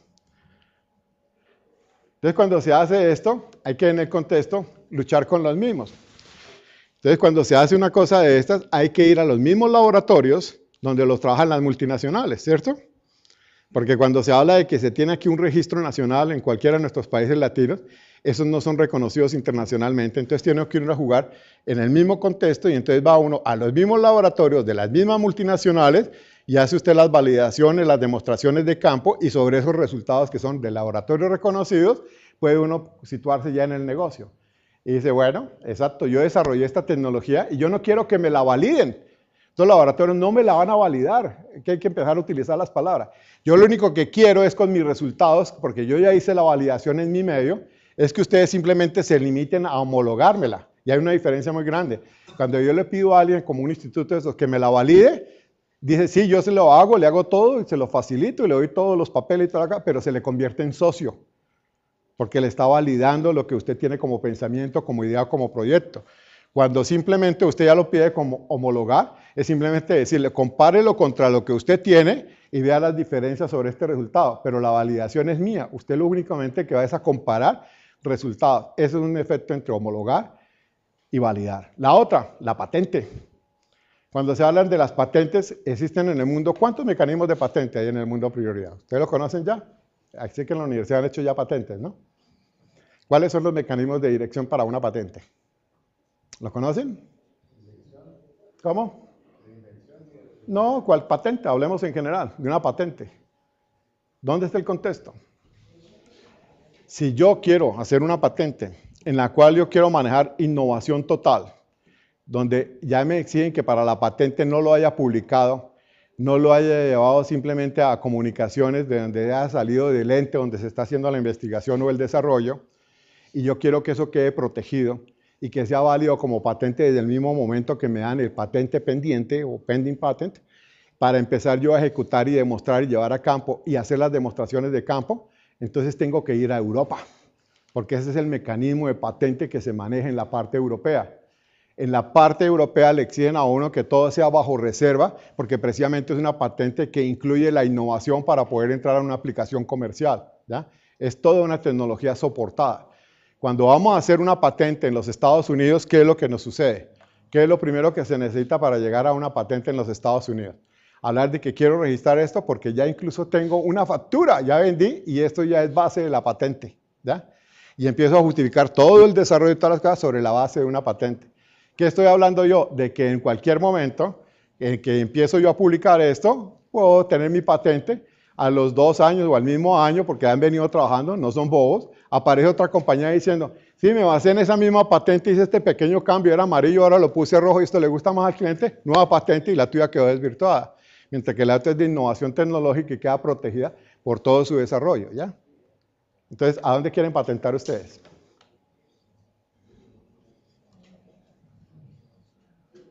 ¿Conocían esto?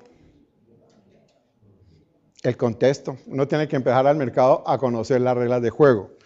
Entonces, cuando hablamos de nanotecnología, todos estos factores son los que hay que empezar a mirar. Y el otro, que es el tema del agua. Ese es principio básico. Si no hay agua, por lo menos en nuestro sistema, no hay vida, ¿cierto? Entonces, empecemos con una clase cortica de química para entender el agua y ver sus aplicaciones. Y estas aplicaciones no van solo al campo de lo que se llama el uso del agua, sino sus implicaciones como molécula. Y a esa molécula le lleva a uno unas sorpresas increíbles que después veremos en las aplicaciones que les voy a comentar. El agua ya está definida por ya normatividad como el solvente polar de característica iónica y característica o principio fundamental de lo que consideramos inorgánico. Entonces estamos empezando a colocar, como se dice, muros, barreras y cubículos. Cuando miramos esto, simplemente nos relacionamos a ese tamaño molecular y es que el agua está compuesta de 2 hidrógenos que son chiquitos con respecto al átomo de oxígeno. La idea es de que se cumple una ley de llegar a nivel estable de 8, entonces como es pequeño, a la fuerza le presta el electrón que es carga negativa y la coloca aquí alrededor de los otros. Y este otro también a la fuerza lo presta y lo tiene aquí y quedó estable todo el sistema compartiendo estructura de 8 electrones. Esa es toda la química que se necesita nomás.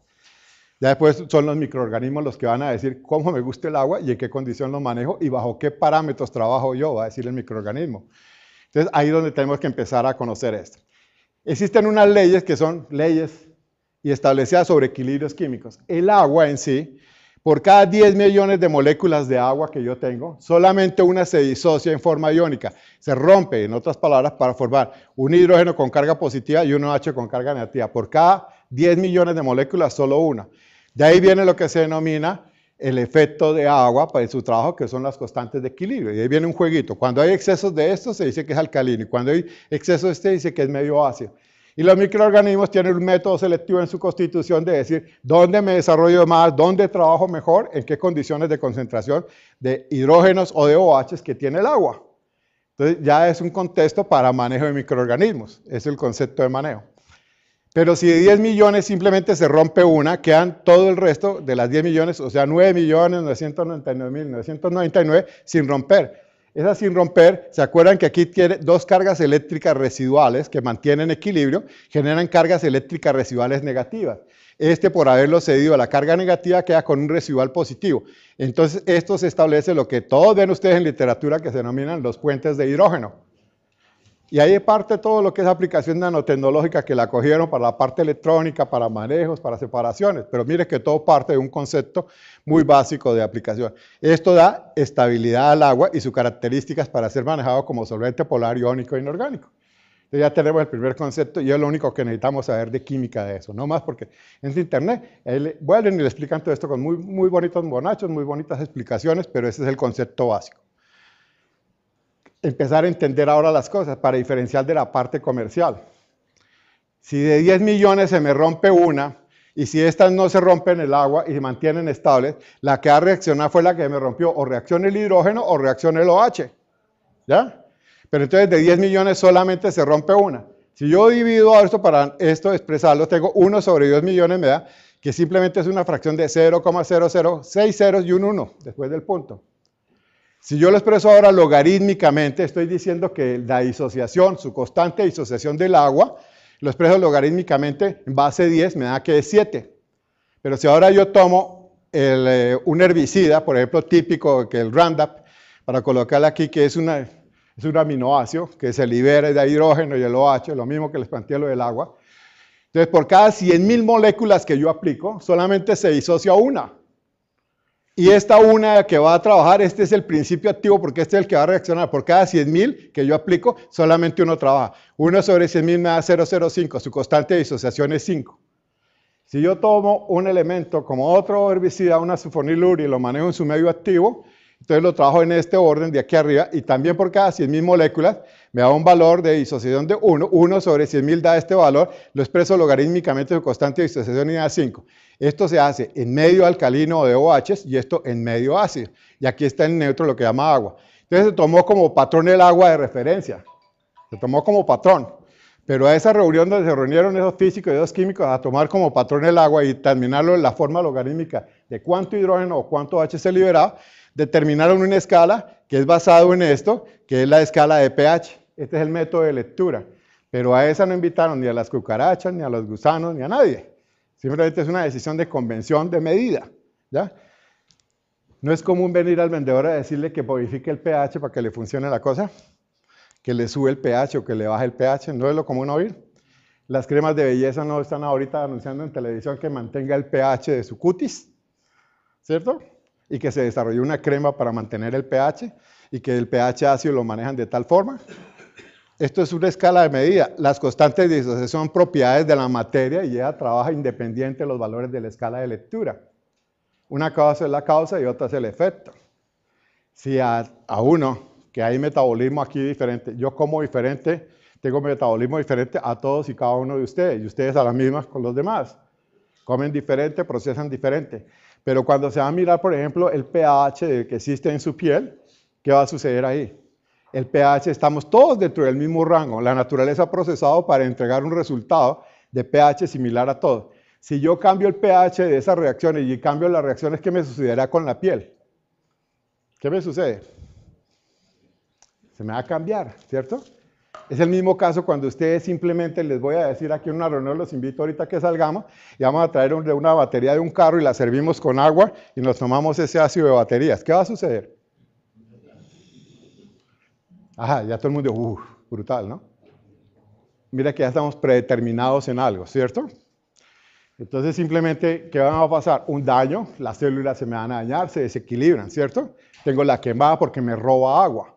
Y ese es el factor de quemada. ¿Qué sucede cuando uno tiene una gastritis y esto y va al médico?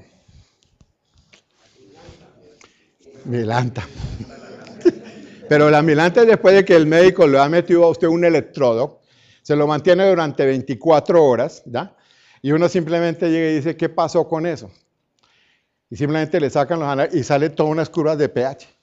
Y esas curvas de pH le dicen que si está en 1, usted puede tener reflujo y está quemándose, porque se está pasando el diafragma y usted se está quemando.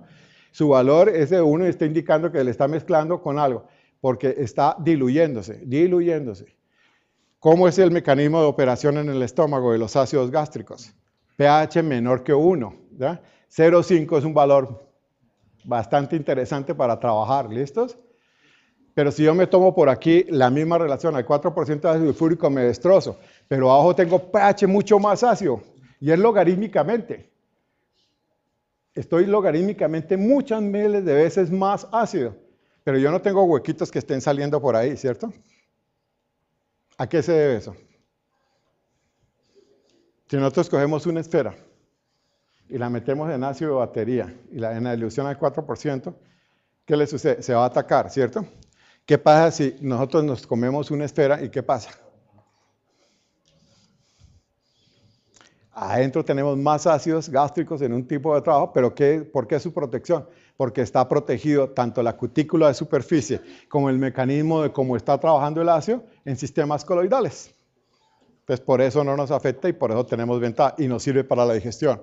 Ese es uno de los efectos ya de aplicación. Entonces miremos ahora el concepto de aplicación. Vamos desde los extremos y partimos desde el agua hasta el aceite. Si yo empiezo a cambiarle un hidrógeno por materia orgánica, CH3, CH3,2, voy creciendo y genero alcoholes. Estoy reemplazando un hidrógeno por cadenas aromáticas o cadenas parafínicas y simplemente genero esto, alcoholes. Le cambio el otro H y puedo generar cetona. Puedo cambiar ahora incluso hasta el oxígeno o mezclarlo en diferentes formas y tengo aldehídos, ésteres, cetonas y aquí genera toda la parte orgánica. Después puedo incluso reemplazar el oxígeno y lo mezclo en esto y tengo alcanos, alquenos, alquinos hasta llegar a aceite. Entonces, si yo puedo ir de aquí para allá, puedo ir también de allá para acá. Y lo primero que nos cuentan es que el agua y el aceite es incompatible, ¿cierto? Y que no se puede mezclar, ¿cierto? Pero yo sí puedo, sin mezclarlo, pasar de aquí para allá o de allá para acá. Entonces, vamos a ver aplicaciones donde agua y aceite, como sucede en la naturaleza por nanotecnología, porque eso ya lo hizo la naturaleza, sí son compatibles. Y entonces se logran otras propiedades. Y dentro de esas podemos, si estamos en los extremos, manejar lo interno dentro de esta gráfica. Entonces podemos transportar todos estos principios activos basados en unos glóbulos que fabricamos de aceite y de agua. Así lo hace la naturaleza. Y por eso es tan eficiente y no pierde energía. Entonces podemos hablar que el agua que da de lo polar, de lo iónico al inorgánico, podemos a medida que vayamos cambiando esto o transportando, llegar a lo no polar, a lo no iónico o a lo orgánico. Y entonces viene un juego de balance entre lo que es amigo de agua y lo que es enemigo de agua o amigo de aceite que llama lipofílico. Entonces establecen unos estándares internacionales en que se toma como HLB0 de referencia el ácido oleico como patrón. Y en el otro se toma como referencia 20 el agua, por sus propiedades que les hablé. ¿Ya? Y hay una escala de medida. Por ley internacional hay que colocarlo de todos los productos en las etiquetas. ¿Ustedes dónde lo habían visto escrito esto? Si yo tengo un producto y me está diciendo dentro de la escala que tiene un valor de 10, de 0 a 20 y que tiene un valor de 10, ¿qué me está diciendo? Que es tanto amigo de agua como amigo de lo que no es acuoso, ¿cierto? Si me dan un producto que me dicen que en una característica de estas tiene un valor de 18 su HLB, me dice que es muy amigo del agua y poco amigo del orgánico. Entonces, cuando yo lo voy a ver sobre una superficie, puedo pensar, y luego lo veo en la naturaleza. Si yo veo una planta y le hago un riego donde estoy transportando ingrediente activo con agua, y ahí veo que no moja la superficie, ¿qué puedo pensar ahí? ¿Cómo hago para que el producto me entre si es que me está rechazando el agua? ¿Cómo lo hago? Invertir, cambiar características y cambiar el medio de transporte. ¿Cómo hace usted para lavar un cisne? ¿Cómo hace para mojar un cisne? ¿Cómo hace? ¿Se fijan cómo es un cisne? En sus mismas plumas rechaza agua, ¿cierto? Entonces lavar un cisne es como difícil, ¿cierto? Porque él está rechazando agua. Es un mecanismo de protección. Y entonces ya vemos que el uno tiene un valor de HLB diferente al otro o está condicionado. Entonces, eso es lo que se denomina ya principio de química de superficie, es cómo se comporta la superficie que yo quiero trabajar, que incluso con mi vista normal no diferencio. Yo la veo de una forma, pero la realidad es otra. Entonces, lo que yo veo liso, en un momento dado puede ser rugoso por estructura, porque todo ya no se trabaja en la escala que yo veo, sino en la escala donde verdaderamente suceden las reacciones. Entonces, ahí empieza un concepto de balance hidrofílico-lipofílico, que es el que hay que tener en cuenta para cuando se piensan en proyectos y desarrollos. Entonces, entremos al otro concepto. La naturaleza, y es fácil, y hoy sucede, es que esta superficie es igual a la de esta y la de acá. Lo que se tiene es que si yo tengo partículas del tamaño de micrones, 10 a la menos 6, que es lo que vemos como rocío, incluso cuando se condensa en la ducha o cuando lo vemos sobre nuestros pelillos, ¿qué se observa? Unas esferitas, ¿cierto? Esas esferitas están en el orden de micrones. Si yo ahora quiero hacer una reacción, pues tengo que poner en contacto esto con esto. Entonces, ¿cómo son las reacciones? Para que hablemos de química bien compleja. Vamos, el elemento A y el elemento B. ¿Qué hay que hacer para que reaccionen? Ponerlos en contacto, ¿cierto? Si no se ponen en contacto, pues no hay nada. Yo puedo ahora ponerlo en contacto, hago esto, únicamente con los dedos índices en contacto, y ese es el área. ¿Qué pasa con la reacción? Se inicia, ¿cierto? Si están activados, lógicamente. Se inicia la reacción. ¿Qué pasa si yo ahora pongo los otros dedos y ahora yo pongo la palma? He aumentado la fase de reacción o el área de contacto para que suceda la reacción, ¿ya? Pero ¿qué sucede con lo que está aquí? Tendría que voltearlo yo y en la naturaleza eso es difícil. Entonces, ¿qué tengo que hacer? Hay un truco, es moler este, y cuando los tenga pequeñitos los reúno y tengo un área de reacción gigantesca, ¿cierto? Entonces, aumenté el área de reacción, o sea, la probabilidad de que suceda la reacción.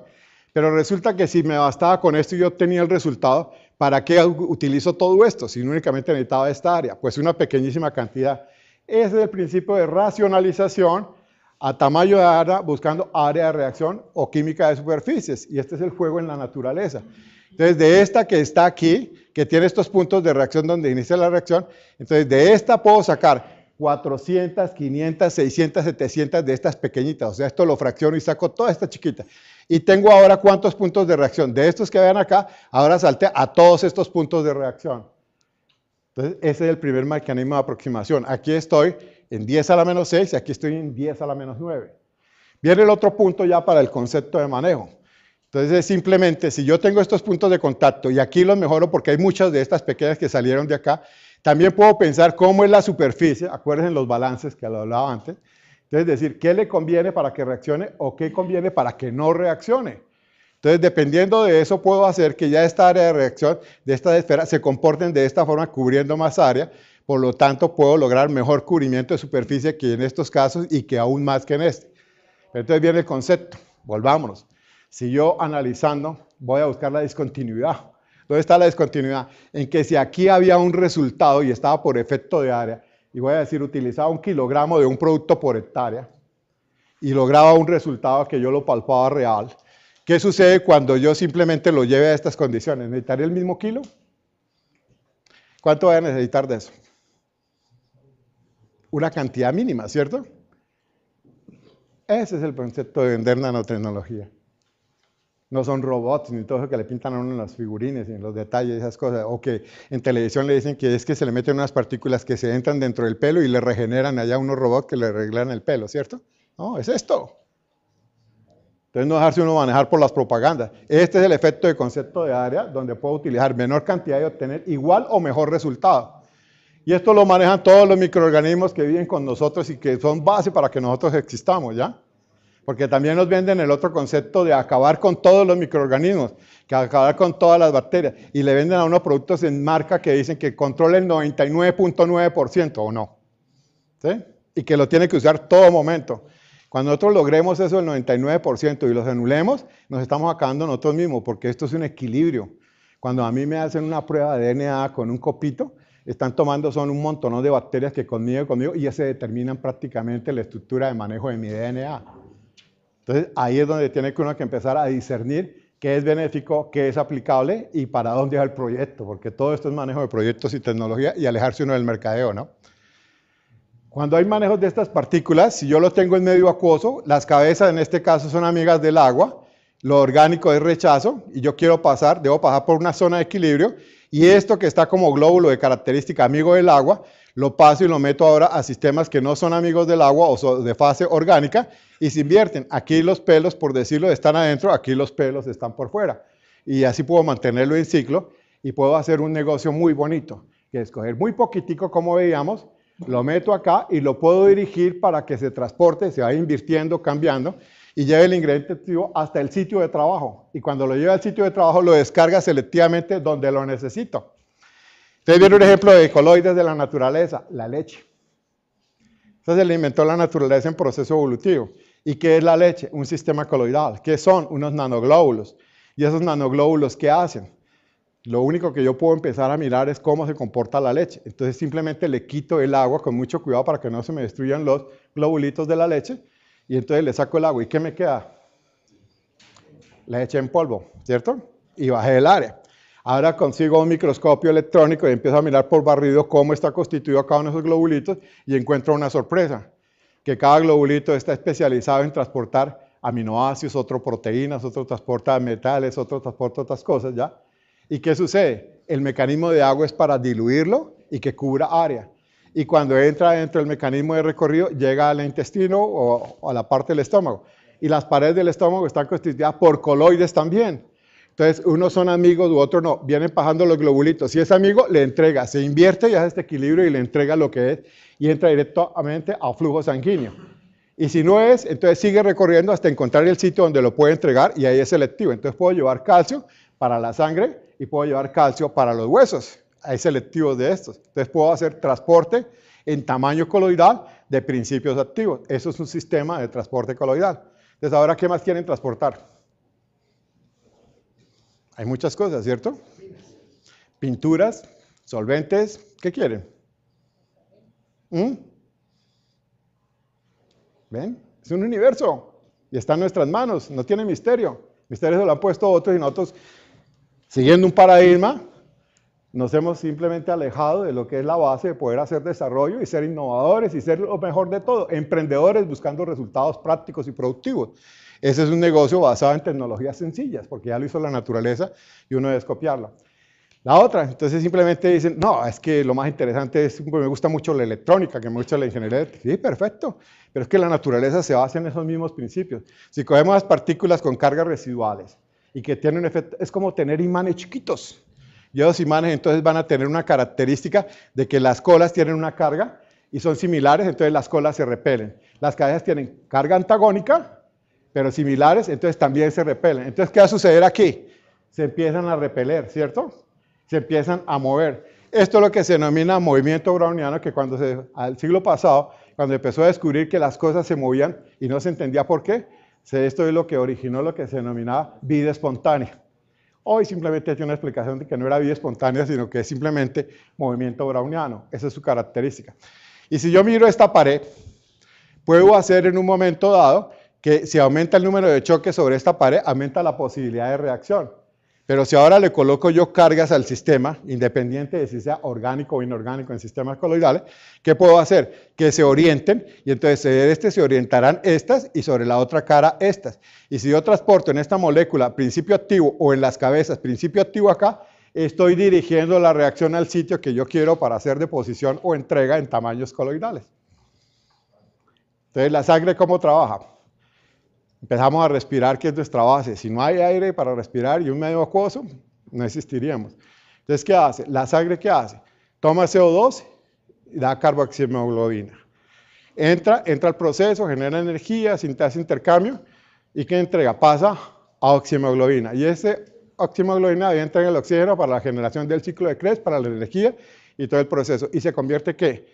En carboxihemoglobina, ¿ya? Y es un jueguito, ¿sí lo ven? Es un ciclo mismo de coloides que le pinté al principio. Ese es un juego. En la naturaleza no podemos hacer eso. En vez de transportar un CO2, ¿por qué no transportamos otro elemento que necesitemos, ya? Un colorante, un pigmento, ¿ya? Queremos hacer una placa electrónica y tenemos que depositar un elemento, podemos hacerla a un tamaño a tamaño de átomos de diámetro y generar una superficie con unas propiedades. Un sabor. Eso es interesante el punto. ¿Qué sucede, por ejemplo, con las producciones de lo que son los frutales y esto? Si no se puede, la tecnología de industria busca suplementos.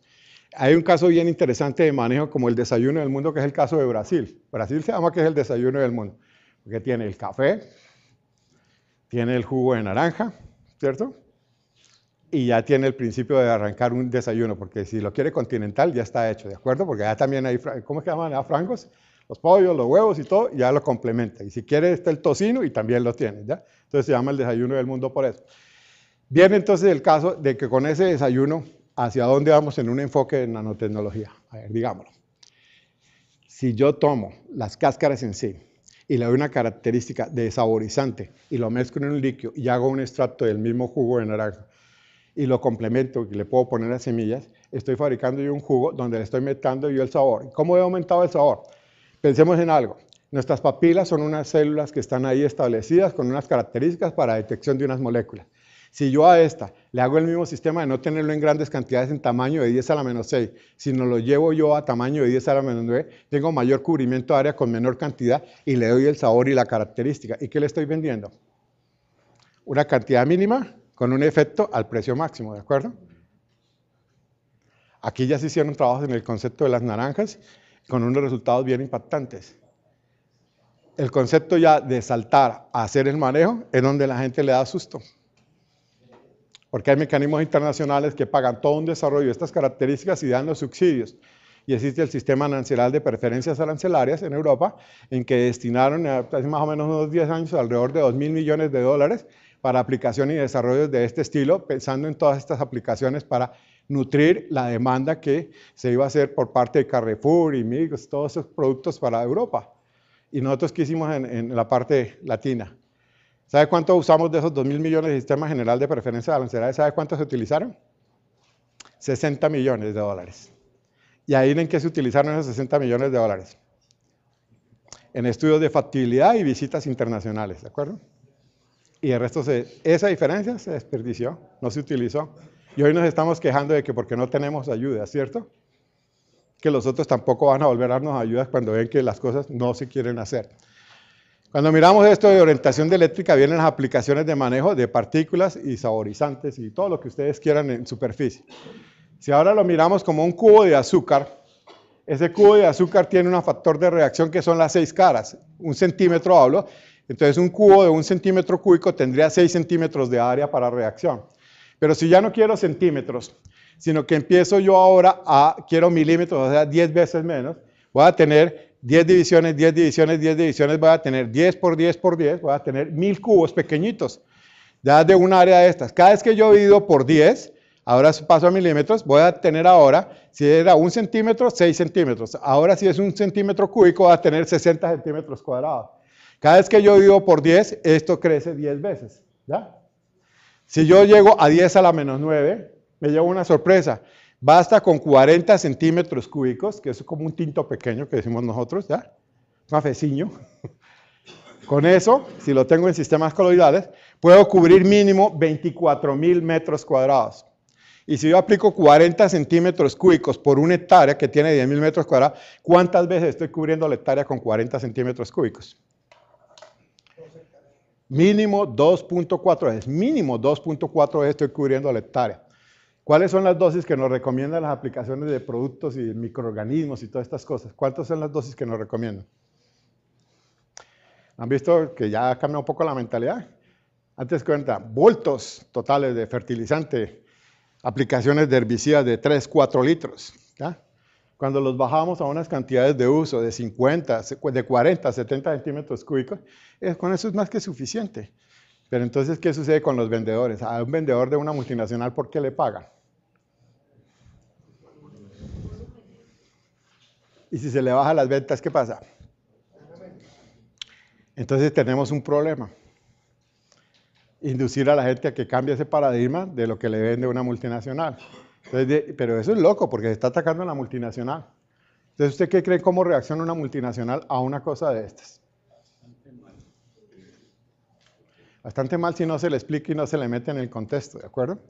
Pero si nosotros llegamos y le decimos, oiga, su vendedor está bravo y nunca nos va a entender, pero lo que ustedes sacan en toda su normatividad de que cuidemos el paisaje, que cuidemos los suelos, que cuidemos el agua, que cuidemos el entorno, que cuidemos el ser humano, que no contaminemos y todas esas características, y yo se lo vendo a la multinacional y le digo, Señores, si ustedes tienen una planta y producen 100.000 kilos diarios de este producto y se aplica de a 1 kilo por producto y de esos 100.000 kilos, si va de a kilo, estoy cubriendo 100.000 hectáreas. Y yo le digo, ahora le meto un sistema donde se le va a dejar inicialmente un 40%. Entonces, ¿qué va a suceder? La planta sigue produciendo los 100.000 kilos, ¿cierto? Pero ya de esos, utilizarles no van a quedar sino 60.000 porque 40.000 se quedaron con este sistema volando, ¿cierto? Pero ahí siguen los 40.000. Hay dos opciones. Poner sembrados y no vender sin los 60.000 para las 60.000 hectáreas, ¿cierto? Que ya con sistema coloidal sería para las mismas 100.000 hectáreas, ¿ya? Entonces les quedan sobrando los 40.000.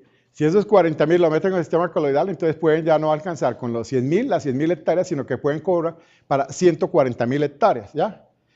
¿Cuántas veces le bajan el precio al producto a las multinacionales? ¿Cada cuánto le están bajando el precio, dígame? Entonces, una planta que está procesando, por dar un ejemplo, 1 kilo a $10 y produce 100.000 y cubre 100.000 hectáreas, le mete el sistema coloidal y puede cubrir 140.000 hectáreas, se aplica menos por hectárea, pero se vende al mismo o un poquito más barato o un poco más alto porque cobra es que la tecnología de no contaminar y la nueva innovación y la nueva formulación. Cada kilo que se vendía a $10, ahora se puede fácilmente vender a 12, 13, 14 dólares, ¿cierto? Entonces, ¿es un negocio para la multinacional o no?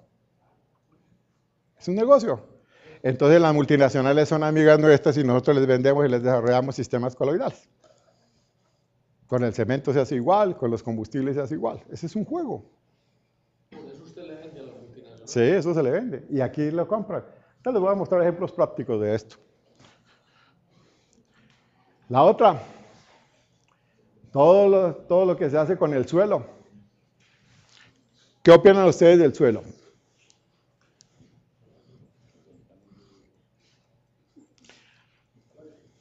¿Qué dices?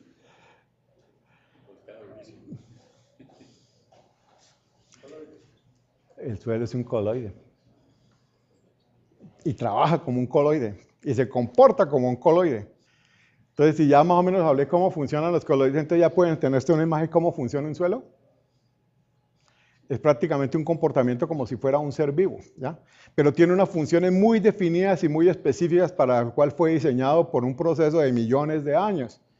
Para que nosotros simplemente tomemos una decisión por una recomendación mal hecha o por algo para cambiarlo, modificarlo y alterarlo, ¿cierto? Tan fácil que es, ¿no? Ese gastó millones de años para llegar a una condición. Y nosotros llegamos en 2, 3 aradas y lo acabamos, ¿ya? Esa es la parte difícil del manejo del suelo. Cuando entramos a esto, entonces empezamos a mirar las arcillas, que es lo que prima, por lo menos en nuestros medios latinos, como continente nuevo, en otras cosas. Entonces miremos, hay un extremo que se llama caolinita, que es una estructura de tipo 1-1. ¿Por qué? Porque ahí está estructurado por un aluminato y un silicato.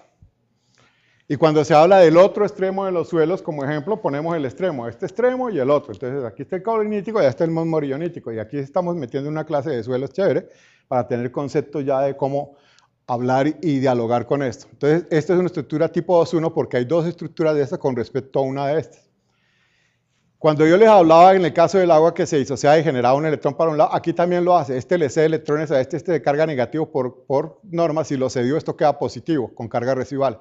Esto residual positivo, esto residual negativo. Si la estructura es 1-1, tiende a organizarse como los imanes que les decía, y este positivo atrae el negativo y esta distancia se vuelve corta, y tenemos un suelo con unas características y unas propiedades.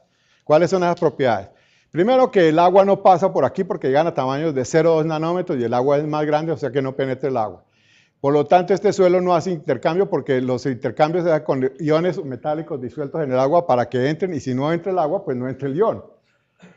Y esto simplemente tiene una propiedad de que si llega a entrar algo, se queda metido ahí. Si meto este calcio acá, cargas positivas residuales, se adhiere estas dos, no forma enlace, pero queda atrapado ahí. Así puede quedar también un plaguicida. Entonces, si yo meto un plaguicida de características positivas y queda aquí amañado y queda ahí consistente, llego y siembro el arroz, trabajé, controlé las malezas y me quedo dentro del suelo. Siembro mi cultivo y empieza a crecer el cultivo. Y de pronto mi cultivo, ¡guau!, se murió. ¿Qué sucedió? No se analizó que era un suelo de estos, que quedaron los residuales, que quedaron el residuo del herbicida, y en ciertas condiciones, cuando el agua tomó ya fortaleza y planta, hizo intercambio, salió el herbicida y mató a la planta. ¿No ven que eso sucede en el campo cada rato? Se bajan las producciones y listo. Mal manejo por desconocimiento del suelo. Ese es un ejemplo. Suelos de baja capacidad de cambio y le meten fertilizantes.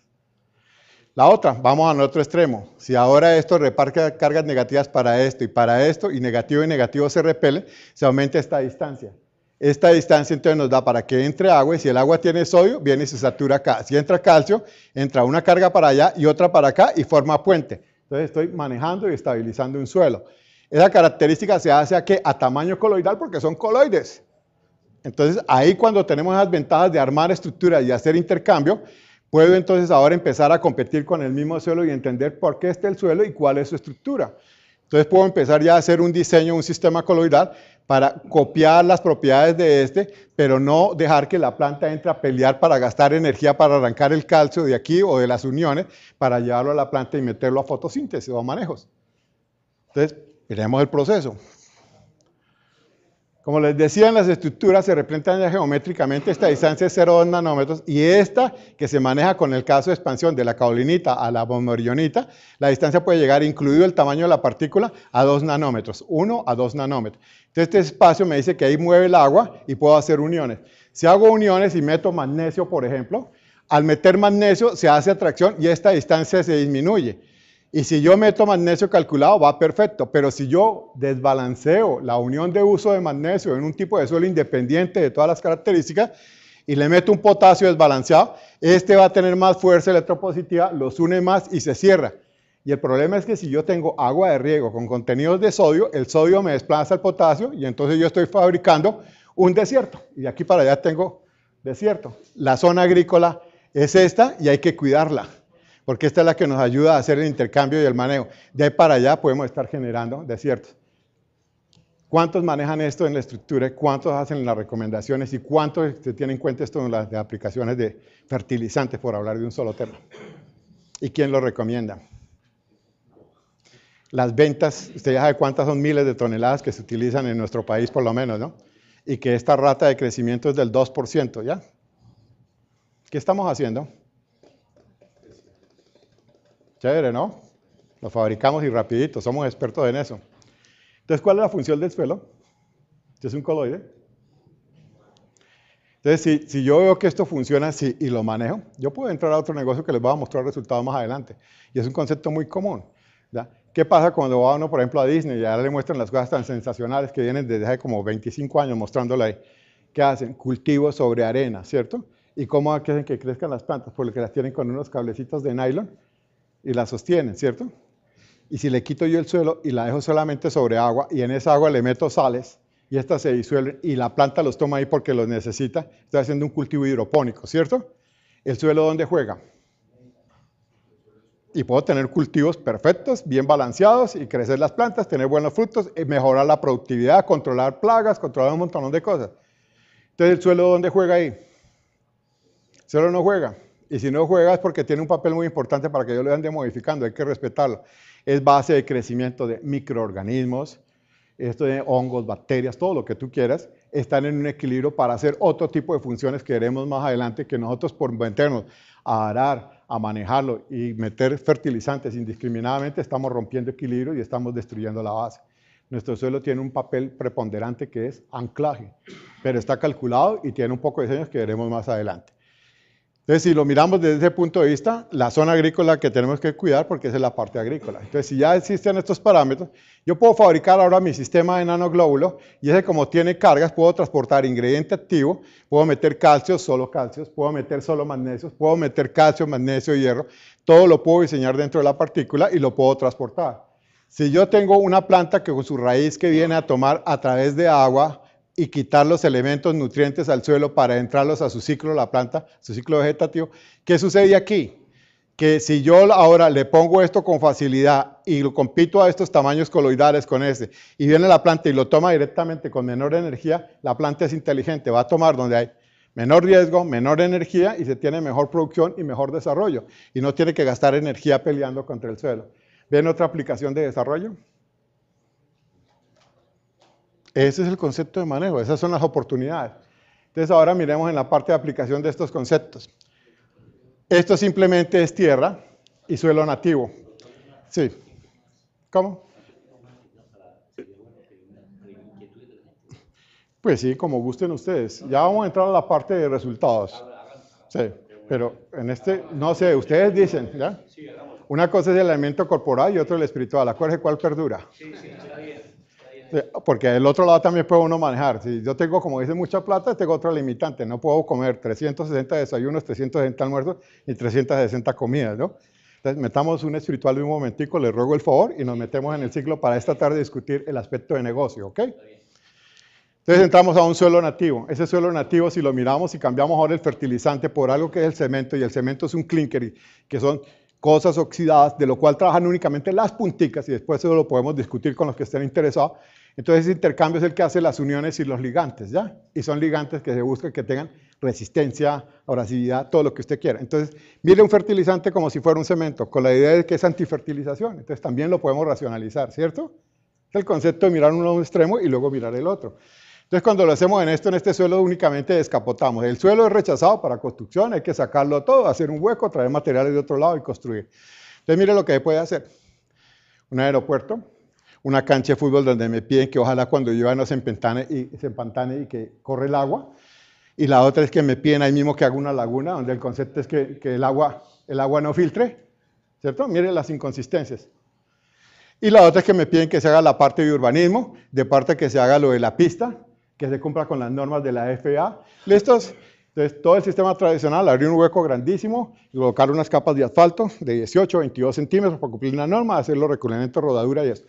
Esto simplemente tienen excavación con el suelo nativo, no se trajeron materiales, se trabajó con coloides, pequeñas cantidades de cemento. Se hizo lo del aeropuerto, la capa de rodadura es de 3 centímetros, lo que da una finisher en caliente, y lo de abajo está estabilizado en el suelo nativo, y la capa de profundidad es de 25 centímetros. Eso pueden verlo, está aquí en Armenia. Y se hizo todo esto con base a sistemas coloidales bajo ese concepto.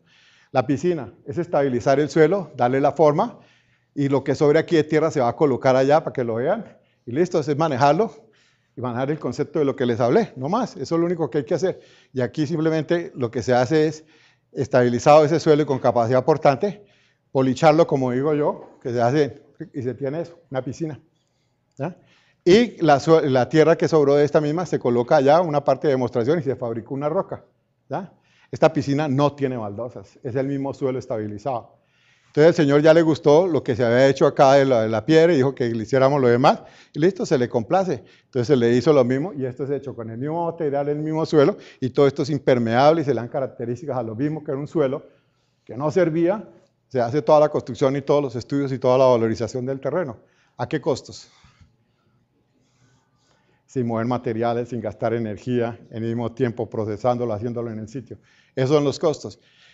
La entrada simplemente es el mismo suelo y simplemente se le hace estampado con el rodillo cuando está en fresco con el sistema coloidal. O sea que es X, listos. Mire, esto es lo que hace por torque, mayor carga, mayor desgaste, para ahí están funcionando. ¿Listos? Ahí está el ejemplo de construcción. Esto simplemente para validación. Esto es un barrial de la entrada entre la calle 80 y la 71A, la transversal 114 en Bogotá, donde simplemente era entrada a la escombrera. Entonces, está haciendo usted como un negocio de una escombrera, ¿no? Los camiones, la basura, todo. Esto se maneja con sistema coloidal, se aplica, se mezcla y se estabiliza. Y aquí está terminado. No se ve bien la gráfica, pero ¿sí les gusta ese pavimento que hay ahí? De este barrial pasamos a esto. ¿Sí les gusta o no? Eso no es pavimento. Ese es el mismo material de este, que está aquí simplemente colocado con sistemas coloidales adecuados, con los truquitos que les decía de tamaño, partícula. Se le unta únicamente una emulsión, porque todo el mundo quiere ver negro con una raya blanca, ¿cierto? Entonces se le da gusto al cliente, porque es el contexto. Entonces simplemente se le hace esto con el mismo material, migra, rechaza y se va cubriendo y da forma. Ahí se tiene eso, y ese fue el momento de validación ante el Ministerio del Transporte, ante el INVIA y ante el IDU, que fue el que puso la plata de asociatividad con Universidad del Cauca y Universidad Javeriana para hacer validación y prueba. Ahí está el resultado. Y funcionando, que es lo más interesante. Esto es que se va a construir, por ejemplo, el caso de Bojayá. Bojayá, ustedes conocen toda la historia de Bojayá, ¿no? 3 años sin hacer nada. Hasta que ya nos dieron la oportunidad y en 2 semanas fuimos, estabilizamos, se construyó y se desarrolló en 2 semanas utilizando agua de mar, utilizando simplemente sistemas coloidales. ¿Ve los paquetes tan grandes sobre un balde? Ahí ya de forma de sólido se maneja, se estabiliza, se hace simplemente la nivelación y ya está funcionando. Esto era un puente de madera y se hace sobre el mar y con agua de mar y listo. Características, no quisieron hacer reducción de cemento. Está diseñado para 5.000 libras, quedó de 7.500 y con rechazo de agua el concreto. ¿Les gusta? Y se hace control de corrosión. porque está metido dentro de agua y se orientan lo mismo y se rechazan partículas. Y basta con simplemente hacer un requerimiento coloidal y queda funcionando. Aplicación agrícola. Esto simplemente es un trabajo que se hace con unas multinacionales en que se hacen controles. Cuando se aplica el sistema coloidal acá, esta da un resultado de este control. Y en este, miren, sin el este, ¿qué es lo que sucede? Aquí ya empieza a ver lo que se me olvidó mencionar antes, es el efecto verde, por mejor fotosíntesis. Se puede hacer selectivo. Si aquí están las malezas, yo puedo matar una parte de las malezas selectivamente con una dosis racionalizando el herbicida en un 50%. Bajo la dosis del herbicida y hago selectivo el control. Y después simplemente cuando yo ya tengo esto, puedo hacer otra selectividad y es quitar ese que me quedó y controlarlo, pero con una dosis mucho más baja racionalizada. Entonces uno puede hacer dirección control. ¿Qué me interesa? ¿Qué no me interesa? ¿Ustedes conocen el cultivo del arroz? ¿Qué sucede en el cultivo del arroz? Todo el mundo gasta un montonón de plata en controlar lo que es un falso arroz que se llama arroz rojo, porque es una maleza. Y a la gente le gusta comer arroz blanco y no le gusta que le salga con colores rojos, ¿cierto? Porque considera que es de mala calidad y a todo el mundo le vendieron que el arroz es blanco, ¿ya? Cuando uno analiza independiente la maleza, es una maleza que es silvestre, tiene mejores propiedades alimenticias, características, vitamina A y todas las cosas, ¿ya? ¿Y qué pasa? Simplemente lo controlamos como maleza, lo matamos, lo quitamos y listos. Gastamos todo un montón de cosas para hacer este arroz. Ahí sí se hace selectivamente. Qué bueno sería nosotros tener un arroz con otras características para exportar al mundo con mejores propiedades, o no se puede. Y es casi silvestre, no lo atacan enfermedades ni nada. Es más, hay que controlarlo como sucede porque trabaja como una maleza. El efecto verde. Entonces ustedes empiezan, aquí no se nota muy bien, aquí trabajo con C10. Esto es sobre la foto una raya imaginaria, porque en la experimentación seguida en el campo, desde pequeño hasta grande se nota. Este es un verde más profundo por mejor fotosíntesis, a cuando se hace con dosis completas, aquí racionalizadas, con C10 y aquí sin C10. Entonces empiezan a ver el efecto verde, mejor nutrición, mejor respuesta de la planta. Estos son otros ejemplos de aplicación. Ahí se nota un poco más la diferenciación de color y es con la raya imaginaria ahí. Cuando vamos a la parte, esto es aquí en las zonas cafeteras. Entonces, lástima que aquí no se vean bien el proyector. Esto es sin sistemas coloidales. Miren esto con sistemas coloidales. ¿Sí ven las diferencias de colores? Aquí no se notan bien en la gráfica, pero ese es el efecto de manejo. Aquí simplemente cultivo tradicional que tenemos de los papayos, ¿cierto? Con lo que nos sobra de un trabajo que se hace, en ejemplo de trabajo de tomate en Antioquia. Miren los papayos cómo se ponen. ¿Sí ven? Y con efecto verde, ¿no? Por lo que pagan en el mercado, en otras palabras. En los suelos, miren una aplicación de esto. Se hace un suelo con sistema coloidal, pero aquí el recubrimiento es más fácil porque no se hace en todo el bloque, sino se hace en la pintura. Entonces se puede dar características a una pintura que es de esta misma, que es base acuosa y que uno la lava con agua, le da propiedades de rechazo de agua y tiene una superficie impermeable y con esa misma simplemente entonces las paredes se terminan y en el terminado se le mete la pintura y queda con rechazo de agua. Entonces simplemente un sistema higiénico de lavar un baño de estos es simplemente manguerear y se acabó el lío y es totalmente higiénico y todo es impermeable y se puede poner en tonos bonitos de colores. Toda la estructura se maneja con características de superficie, se hace impermeable la superficie y este mismo es para manejo de aguas. ¿Cuánta plata se gasta en el manejo de las aguas en una obra? Hacer muro, construcción, aislarlo, filtraciones, goteras. Aquí simplemente, como no se alcanza a ver bien aquí, se pinta la pared simplemente, los ladrillos y todas las uniones, no pasa el agua, se le deja un desnivel y va agua de colección en un frigorífico. ¿A qué costo?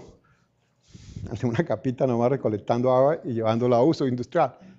Ese es el concepto de manejo. La otra, el uso de C10. Aquí lo tenemos en una aplicación genérica. Después, si quieren, nos metemos ya esta tarde en la parte de aplicación específica. Es probarlo en diferentes tipos de suelo, meter microorganismos, meter 5 sin competencia, que no peleen entre ellos. Entonces yo puedo mezclar 5 microorganismos. Cada uno le desarrolla su sistema coloidal, cada uno tiene su característica y los puedo meter en un frasco. Y no se atacan ni compiten porque están precisamente seleccionados y se meten en latencia. Y con agua los despierto y se ponen a trabajar. Y el resultado es después de que tomo la muestra y veo cómo multiplicó y ahí los encuentro yo, porque ellos son muy inteligentes, se multiplican pero no se compiten y ahí tengo la nueva base para volver a atacar y hacerlo. Las vacunas, el anticoccidal que se desarrolló, como Viracos, y estas características, ¿qué se hace? El pollito hay que chuzarlo, vacunarlo, estresarlo, hay pérdidas. ¿Qué sucede? Simplemente lo metemos en agua, el pollito bebe, quedó vacunado y le repito a los 8 días y no hay pérdida, no hay estrés, no hay nada y hay crecimiento normal. Esto es una de las aplicaciones. el manejo de suelos. Entonces saltamos de lo inorgánico a lo orgánico. ¿Qué es el humus? Como les hablaba antes. Ácidos húmicos y fúlvicos. Pero su condición de manejo es que es formas irregulares que dan mejor área, mejor comportamiento. Y aquí encontramos una propiedad. Para una construcción llegan y se botan los suelos de característica orgánica, se botan porque no sirven. Estos dan mejores propiedades que las que dan los suelos que utilizan para gradas y concretos, ¿ya? Esto es un ejemplo. Sin cemento, simplemente los famosos diques en Santana, estos se hicieron con el mismo tierra negra, sistema coloidal, sin cemento, con capacidad portante y resistencia, y sin talegos por ahí contaminando ni costos altos. Y ahí están los efectos. Y ha sostenido todo y no ha sucedido nada. Mira hasta dónde puedo levantar una construcción de estas, con puro suelo nativo y con material orgánico. Esto es de un vivero, todo esto. Mire la tecnología aplicada en campo. Mire lo sofisticado. La misma agua que está aquí, con las mismas canecas, ahí se mete el sistema coloidal, se dispersa y se mezcla y se va compactando y se va creciendo y listo. Eso es todo. ¿Qué se necesita? Como se dice, buena voluntad y aplicar tecnología. Mire, este es el mismo nutriente de agua para hacer la aplicación. No necesita agua, como dice la normatividad de INVIA, con un contenido máximo de impurezas de 0.05. ¿Okay? Esto simplemente es agua común y corriente en la naturaleza. Mire el sistema tan sofisticado de aplicación. Esto es en Perú para el oleoducto que se maneja entre Coga, Perú y Argentina con Techín. Mire el sistema de aplicación en el campo, en la selva. Una puntilla de hacerle los huecos y ya está diluido con agua y simplemente se va rociando. ¿Por qué? Porque el sistema donde hay agua se esparce y no hay necesidad ni de mezclar. ¿Ya? Esa es una ventaja de aplicación tecnológica. La otra, los paradigmas. Simplemente que se estabilice el suelo, tiene capacidad portante, se ha cumplido con toda la normatividad, pero hay que hacerle anclaje y hacerle no sé qué, y meterle plata y gastarla para perder la plata en esto y lo rompen. Pero ese es un paradigma. Poco a poco se ha ido venciendo y ya se puede hacer sin que rompan lo que ya se estabilizó. Aquí hay un ejemplo simplemente de aplicación en condiciones, como les decía, de selva, y es esta. Mire, esto es manejarlo para generar unos diques de estabilización y poder hacer toda una obra, estabilizando vías, evitando derrumbes. Todo esto es lo que se hace para el oleoducto Coga, Techín, en la selva, en Perú, donde llevar un bulto de cemento es un costo brutal porque es llevarlos, esos bultos, en helicóptero. ¿Cuánto vale eso? Cada vuelo de esos no baja de $5,000, $8,000, $10,000 más lo que vale el cemento. Aquí, ¿qué se hace? No llevar cemento, sino llevar el sistema coloidal. Pequeñas cantidades donde un volumen de 20 litros sustituye, calculado, muchas cantidades de bultos de cemento. Entonces ahí se vuelve rentable el proyecto y se hace viable, que es lo más importante. Y ahí está el sistema de trabajo. Ahí están simplemente resultando y estabilizando con el mismo suelo y llevando la estructura. Mira las propiedades de bombeo para cuando se quiere construcción de vivienda de interés social. ¿Cuál es el problema de bombeo a alturas? Pérdidas, desencofrado, tiempo. Si yo logro que rechace agua, no se pegue a la superficie, se puede desencofrar a las 8 horas, se acelera el fraguado por el mismo sistema, entonces es muy fácil ya hacer construcción fácil, ¿no? Pero entonces para hacer esas cosas se tiene que tener, como se dice, el logo en la mixer, que es la que lo transporta, ¿cierto? Si dice Cemex, si dice Argos, si dice Holcim, nadie pone un problema, ¿cierto? Entonces hay que aliarse con Cemex, con Holcim y con Argos para meterle en sus paqueticos los sistemas coloidales para que la gente lo vea y nadie critique, porque si uno dice que lo hizo y nosotros nos asociamos y hacemos esto, pues nosotros mismos nos encargamos de decir, ¿eso sí será verdad? ¿Será bueno? No, esto sí es bueno porque lo hizo Holcim, esto es bueno porque lo hizo tal, ¿ya? Son conceptos de manejo. Mire el cemento, las características con pequeñas cantidades de agua que adquiere. Fluidez, ¿sí lo ven? Eso es algo muy interesante para manejar en viscosidad. Entonces yo puedo hacer un hueco, lo lleno el hueco con agua y empiezo simplemente a soltarle el sistema y se esparce. ¿Se acuerdan que le digo que se movían como los imancitos, el movimiento browniano? Entonces cuando yo hago un pilote, el pilote es así y la carga de aquí la transporto a la carga de acá. Ese es el negocio de un pilote en ingeniería. Pero si ahora cuando yo hago lo mismo y le meto el mismo suelo y le mezclo cemento y le mezclo el color, resulta que ya no me baja el postecito así para transferir la carga, sino que me baja así y arma un globito, ¿ya? Porque precisamente va creciendo, ¿ya? Forma un bulbo. Entonces ya la carga de aquí arriba se está repartiendo sobre un bulbo. Entonces tiene un área mayor de repartición de carga. Entonces puedo yo bajar el número de pilotes. Si aplicaba 3 pilotes en 3 bolillos, ahora puedo aplicar 2 a distancias mayores y formo pantalla abajo y le doy propiedades. Eso es un método de construcción con sistema coloidal. Las ventajas técnicas son, cuando lo manejo así, el sistema tradicional es abrir el hueco y sacar todos los materiales y botarlos. Ahí entran todos los factores de manejo ambiental perjudiciales. Cuando yo lo hago acá en un sistema de esto con sistema coloidal, lo que voy a pensar es que el suelo no lo boto, sino que máximo utilizo una capa de ese. Lo estratifico, lo manejo y queda duro, menos duro, menos duro. Aquí la carga cuando entra se refleja y llega a lo blando de ese rígido, se retrata, viene el movimiento de los vehículos, se genera la onda y se destruye esto. Cuando yo lo manejo de esta forma, la carga queda repartida en esto y yo no necesito trabajar sino 30 centímetros en la peor condición, 18, 15, 20, y en la peor condición 30, y fuera de eso queda estabilizada la parte de abajo. No necesito hacer este trabajo. ¿Cuánto es el ahorro, el tiempo y el manejo? Esa es una aplicación de todo lo que hablamos anterior. Entonces, esa cháchara, aquí están los resultados. El concepto va a lo siguiente. Simplemente en mentalidad, simplemente venden el concepto de una emulsión y lo generan todo el mundo para decir, es que esto es una partícula, que esto es una microemulsión. Si yo miro una microemulsión y esto es 1 a 1 y este es el área de reacción, perfecto. Si ahora yo lo miro esto y esto es a esto, varias partículas del mismo volumen, el área de reacción de esta en contacto es aproximadamente igual al área de reacción de esta. Y si este es el área de reacción que yo necesito para el resultado, ya me sobran todas estas, ¿cierto? Ahora si yo lo llevo a este valor, me sobra con esta área todo lo demás, pero si lo llevo a esto, aumento las áreas de contacto. ¿Cuánto es el ahorro? ¿Les queda claro esto? El poste. El poste tiene posibilidades de manejarlo en estructura y el poste simplemente lo sometemos a presión, lo anclo y le coloco presión. Recorre 57 centímetros y falla y pasó la prueba.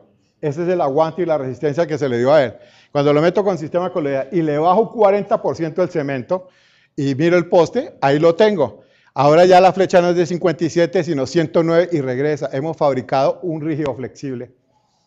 Entonces ustedes se imaginan lo que es tener una columna de estas para esto en ingeniería, que ocurre todo un diseño y manejo, ampliar la luz por lo menos a más de esta distancia y llevarla hasta el otro y utilizar ese terreno para la construcción, para hacerlo habitable. ¿No es un negocio? Ese es un ejemplo. ¿Ven todas las aplicaciones que pueden llevar en este caso? Las aplicaciones, como les decía, esto lo llevamos internacional y después vienen unos conceptos que vamos a mirar bien. No sé si esto lo dejamos en la tarde o cómo quieren ustedes. Porque ya en la tarde lo que vamos a manejar es concepto de negocio aplicado y en exportación de tecnología. Porque ahí es donde yo quiero que quede en la mente. No nos limitemos a hacer. Simplemente cuando tengamos los resultados pensemos para qué lo hicimos y a dónde podemos llegar. ¿Ya? Es pensar como una multinacional. Exportar y vender y transferir tecnología. ¿Ya? Entonces, ¿dejamos para la tarde esto? Sí, está bien. Pues les da bastante tiempo para que piensen las preguntas para arrancar esta tarde, ¿de acuerdo? Arrancamos con las preguntas que no pudimos hacer hoy, para no dañarles y dilatarles el almuerzo. Sí, Pero perfecto. usted nos dio una lección ahí sobre eso de tenemos 360 almuerzos al año, ¿no? Sí, eso dicen. Bueno, nos vemos entonces a las 2:30, quedan invitados para que sigamos. No quisimos superponer las mesas para que el que quiera estar en todas lo pueda hacer. Ya esta tarde arrancamos con la mesa de nanotecnología, mañana en la mañana la mesa de microorganismos y en la tarde la mesa de biomasa. Con expertos. Aquí está el ingeniero brasileño que nos va a acompañar y el doctor Carlos Bueno, que se ha movido por muchas partes del mundo trabajando el tema de biomasa y todo eso. Perfecto. Los invito esta tarde, gracias por estar con nosotros, ¿no?